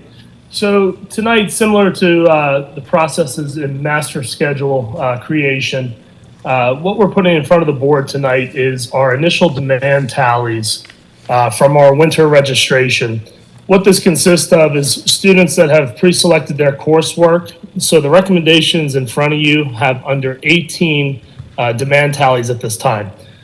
So the motion tonight is allowing us to start to create the master schedule. Unlike sections in an elementary school or middle school, high school students have 9 period days, where a full-time schedule consists of 7 classes. So looking at these numbers, while there are under 18 in their sections, a lot of these courses could still be cut based on the enrollment. A lot of them are run in co-run, so we increase the numbers. Again, the approval tonight allows these electives to run. I think something that's interesting to point out, 9 of the classes that were on last year's under 18 list are all well over 25 this year. So again, this does stand to change. Once students, we talk about our music program, our science labs, electives. A lot of times students select classes. They don't always get those classes the way the schedule runs. We have another 15 to 20 parochial and charter schools that come in through 9th grade. So while we do run these courses in our master schedule, we do evaluate them again. And if anything is significantly low, typically under 10 to 12, we typically do cut those classes, combine them, or make a motion on those. So tonight's vote to approve these under 18 courses allow us to move forth with them in the schedule. Again, we have an add drop period that goes into 10 days of the school year. So it does afford us the opportunity, once the schedules are released in August, for students to start making an appointment, add to these sections. And again, it gives us a very well-rounded variety. A lot of these courses are in sequence with other courses. And again, a lot of them run together, actually putting those numbers close to, if not over 18, once combined. So.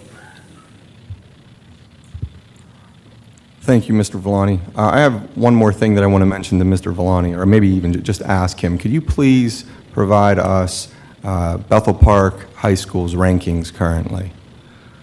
I know that you've been working really hard over the last couple of years. Can you kind of give us an update on the rankings? Yeah, one of the things that came out a couple of years ago that the district was looking at, we have a series of rankings. Ms. Wells, Ms. Figlioli shared some of our data from last year, which is on the up. Dr. Walsh shared some of the things we're doing with NIMSY and AP scores. The U.S. News and World Report did come out. I know about a year or 2 years ago, there were some concerns about where we were falling in some of those rankings.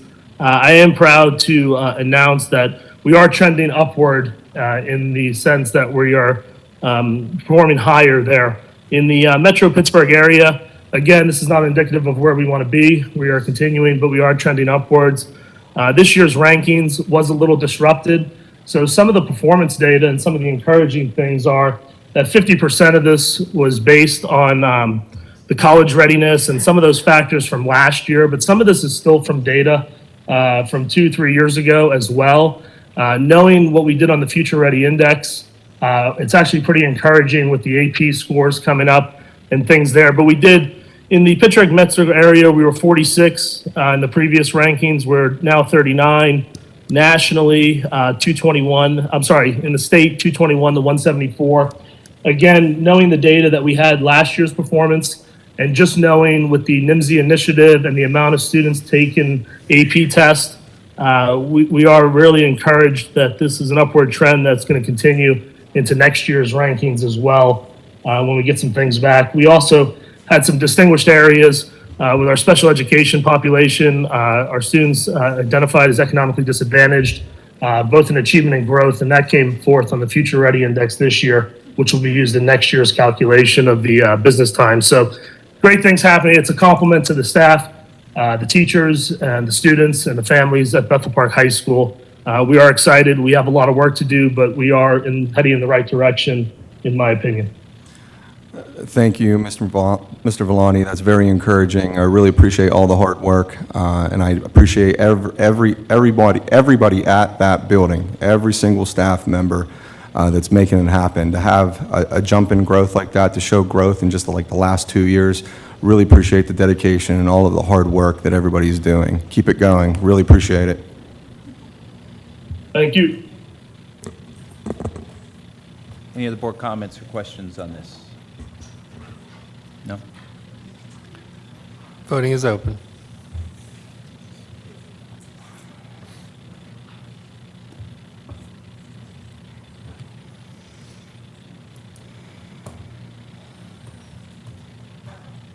Motion carries.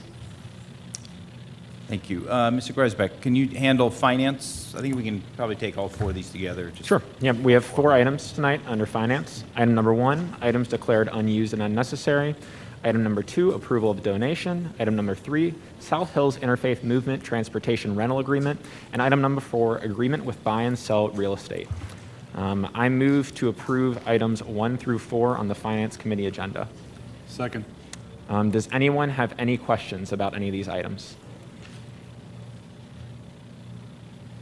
Any questions? Did you Voting get- is open. Okay.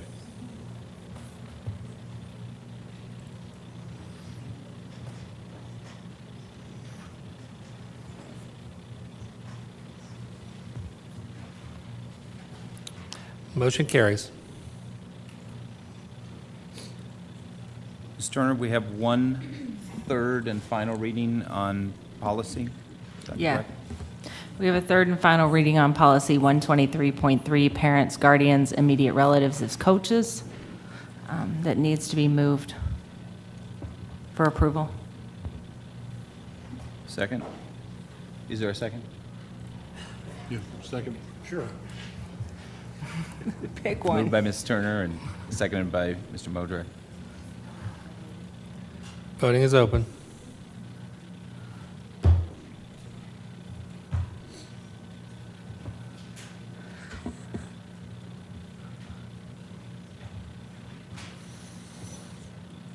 Motion carries.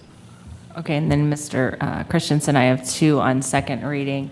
Approval of policy 146.1, the trauma information approach, and then revisions to policy, second of 3 readings, 218, student discipline, 220, student expression, dissemination of materials, 227, controlled substance and paraphernalia, 808, food services, and 916, volunteers.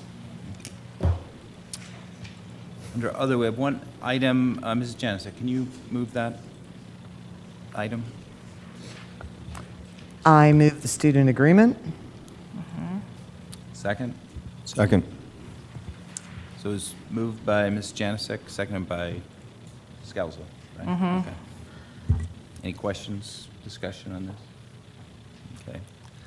Well, this one will also have to create will you be creating a trust situation for that also? Okay. Voting is open.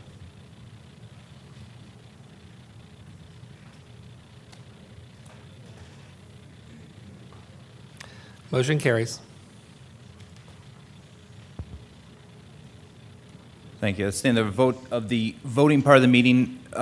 Last major topic, any other public comments on anything on the agenda, things not on the agenda? Should we address the? Oh, yeah. Yeah, we can do that. They'll give everybody else a chance to think about their comments, okay?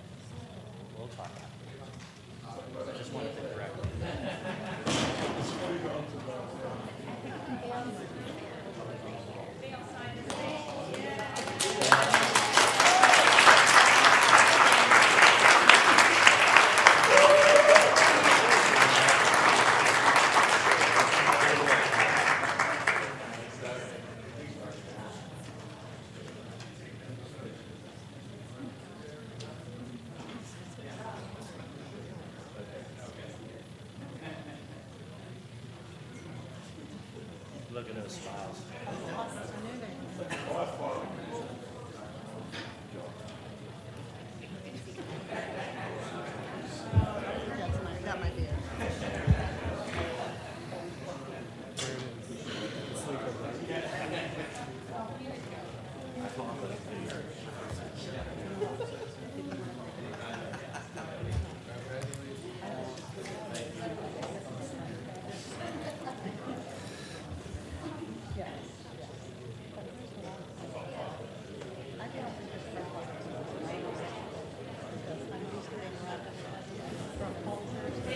Thank you, teachers. Thank you. Thank you, guys.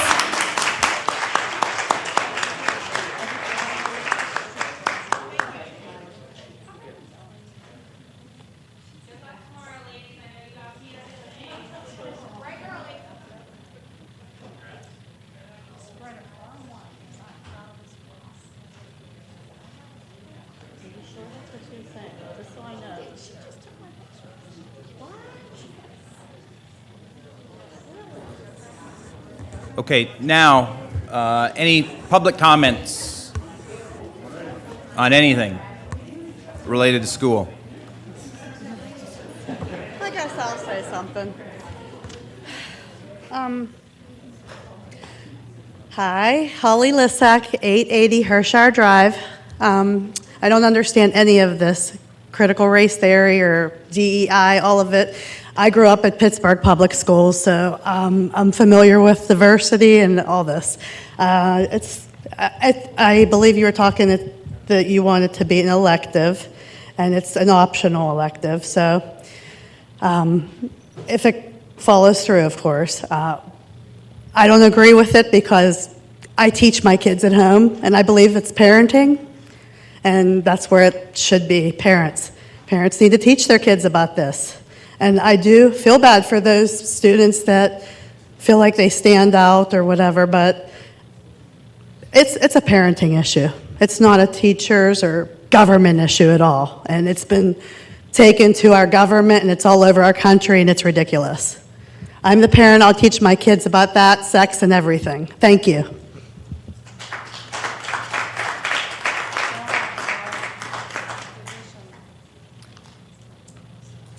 Any other comments? Anthony, anybody on the line? One on the phone? If you could hold 1 second, there's just one person. Hello, caller? Yes. You are in the meeting. If you state your full name and address, you'll have 2 minutes to make your comments. Okay, this is Brendan McCarthy at 101 Jordan Drive. I'm just calling to say how laughably representative of what America is right now, that 6 white people sitting at a big table in a room full of a bunch of white people are going to sit here and decide that none of their white kids can even choose to learn about the history of minorities in this country. It's pretty disgraceful, and you should be ashamed of yourselves.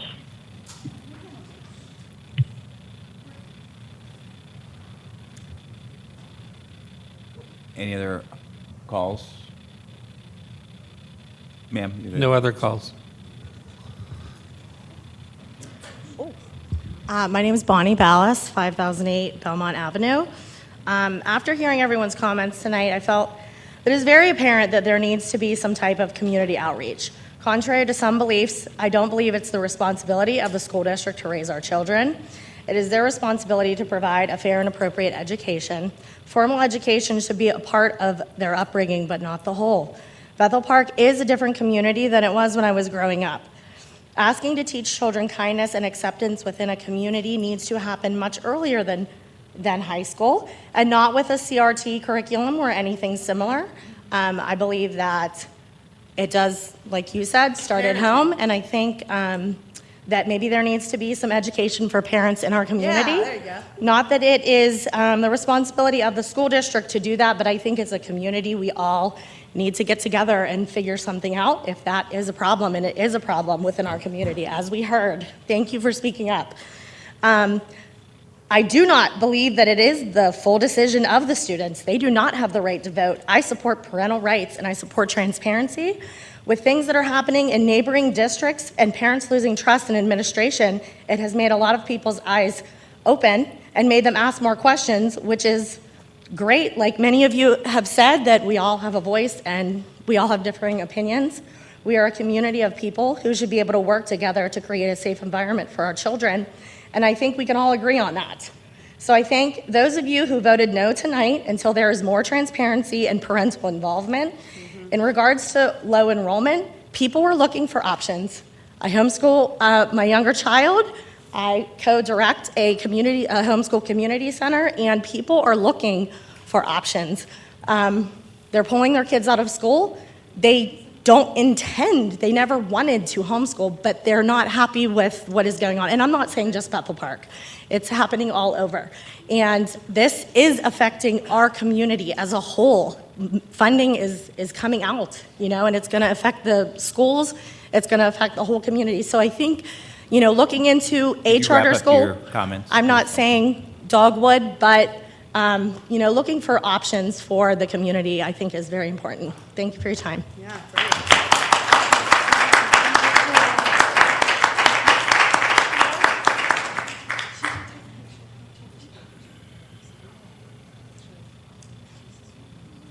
Hi, Jim Maines, 3485 South Park Road.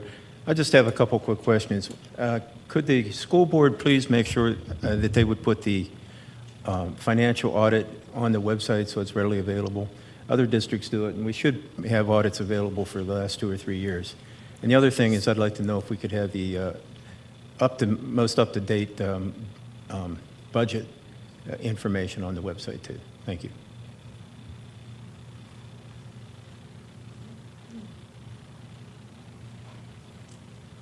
Hello, I'm still Michaela, and I still live at 5863 Wallace Avenue. I'm disappointed that the class wasn't passed because it is optional. Kids don't have to take it, and they should be allowed to choose classes that reflect themselves and reflect their classmates. But I am glad to hear that so many of you guys are teaching your kids at home about people who look like me. Does anyone actually know who the first female woman of color was in the Congress? Shirley Chisholm. It was Pasty Mink. Does anyone know what someone who looked like me, what their life would have looked like when they first came to America? Well, if I got here, I would have been a prostitute as an indentured slave. I probably would have worked for about 5 to 7 years, and then I would have died of syphilis. Now that you've learned that, I see that no one in the room is severely affected or hurt by it. It's not negatively impacting anyone. And I would have to assume that if we're teaching about the history of minorities, that that would be similar along the lines of what they'd be learning. And as you can see, everyone's still living. Everyone's okay. And now you know a little bit more about me and about my background. Thank you.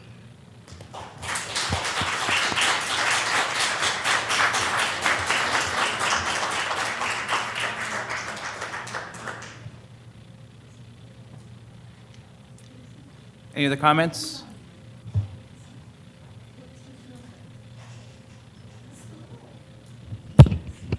Hi, Christina Headley again, 5881 Irishtown Road. I was just wondering, I know that the high school and IMS had did the safety survey last year, and I wondered what resulted from that. Is there somewhere that we could see what we implemented or what we did to try and make the students feel safer? Just a question. Thank you.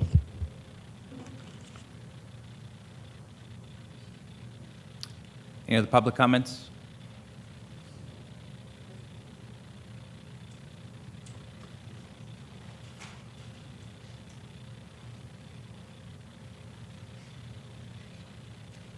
Marcia Yee. So I understand why some people voted the way that they did, and I'm confused on why a couple of people voted the way they did. Specifically, Mrs. Turner, when Dr. Wells explained to you how to achieve what you wanted to achieve, was by voting for this to pass so that you could then learn more. You still decided not to, so that was confusing to me. But I am going to watch that movie, and yeah, I hope that it fixes everything as it has for you and your family. So thank you very much for sharing that. And Mrs. Jancek, I appreciate what you had said, but I just wanted to clarify too, Michaela wasn't looking for an apology for the community. She really enjoys being a part of Bethel Park and was very proud of that. I think she just wants, as I want, just people to have the opportunity to learn about other people, not how they were wronged, not who wronged them. I mean, but maybe just what holidays they celebrate, what, backgrounds, like what was in the, what was laid out for it. Again, I understand everybody has opinions, and I still appreciate everybody sharing their opinions, and hopefully, this being able to communicate with everybody brings us closer. And I don't know. Thank you.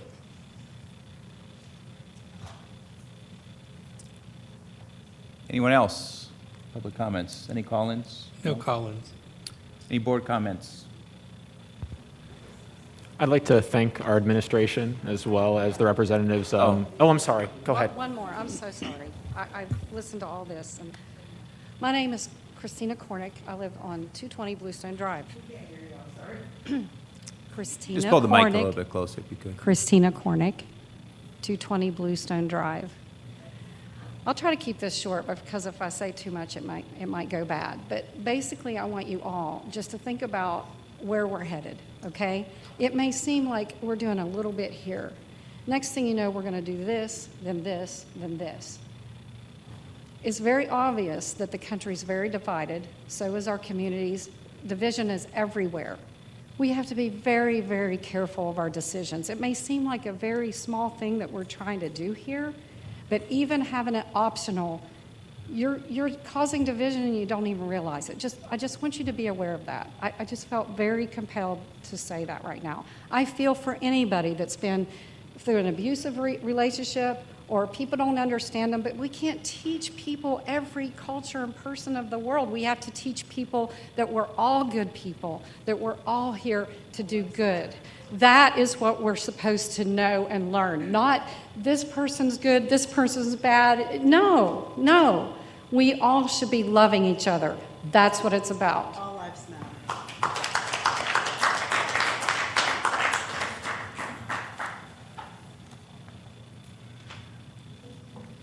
Hi, Melissa Frank, 1064 Centergate Road Drive, sorry.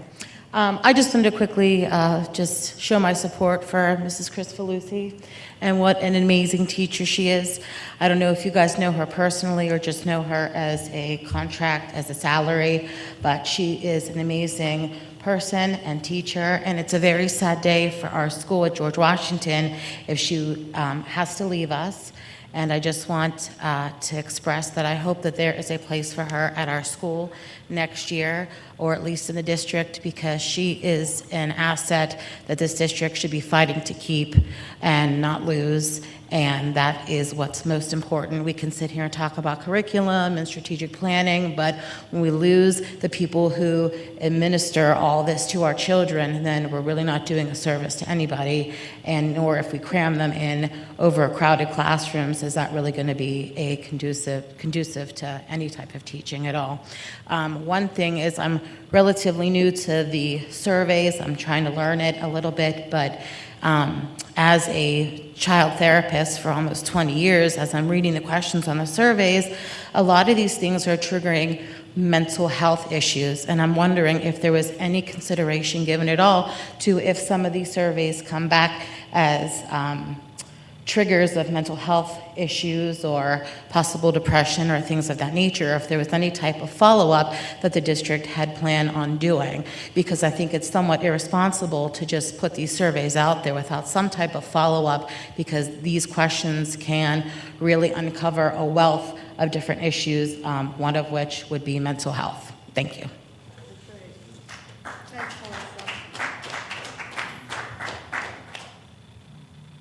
Anybody else? Board comments? I just want to say very quickly to Dogwood Charter School, I rewatched your presentation. I was real hot on this mic last week. I rewatched your presentation this past week, and I don't want to say I'm impressed because I'm not an educator, but I want your school in Bethel Park, because I think it's valuable to students who may not fit the mold of a public school.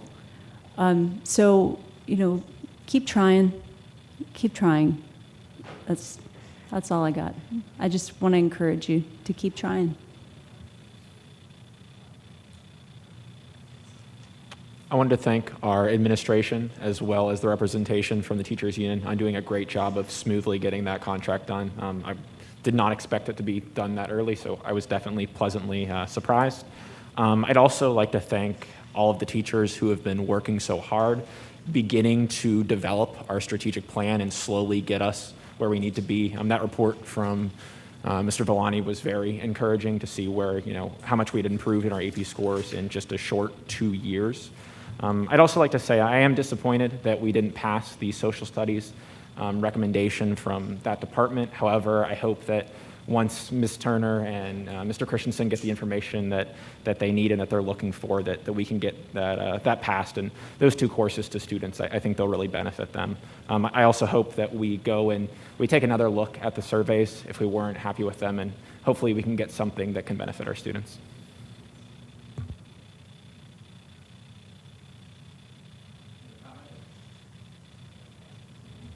I just want to thank the administration and the teachers for working so hard on that contract. Everybody did a great job, and that was super fast. So thank you. It was great. And we appreciate you.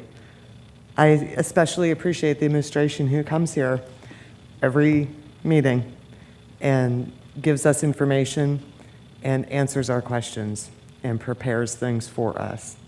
We appreciate all of you. You help us and you guide us and you tell us what's going on, and you're there for us. So I just want to say thank you for that. I appreciate you all.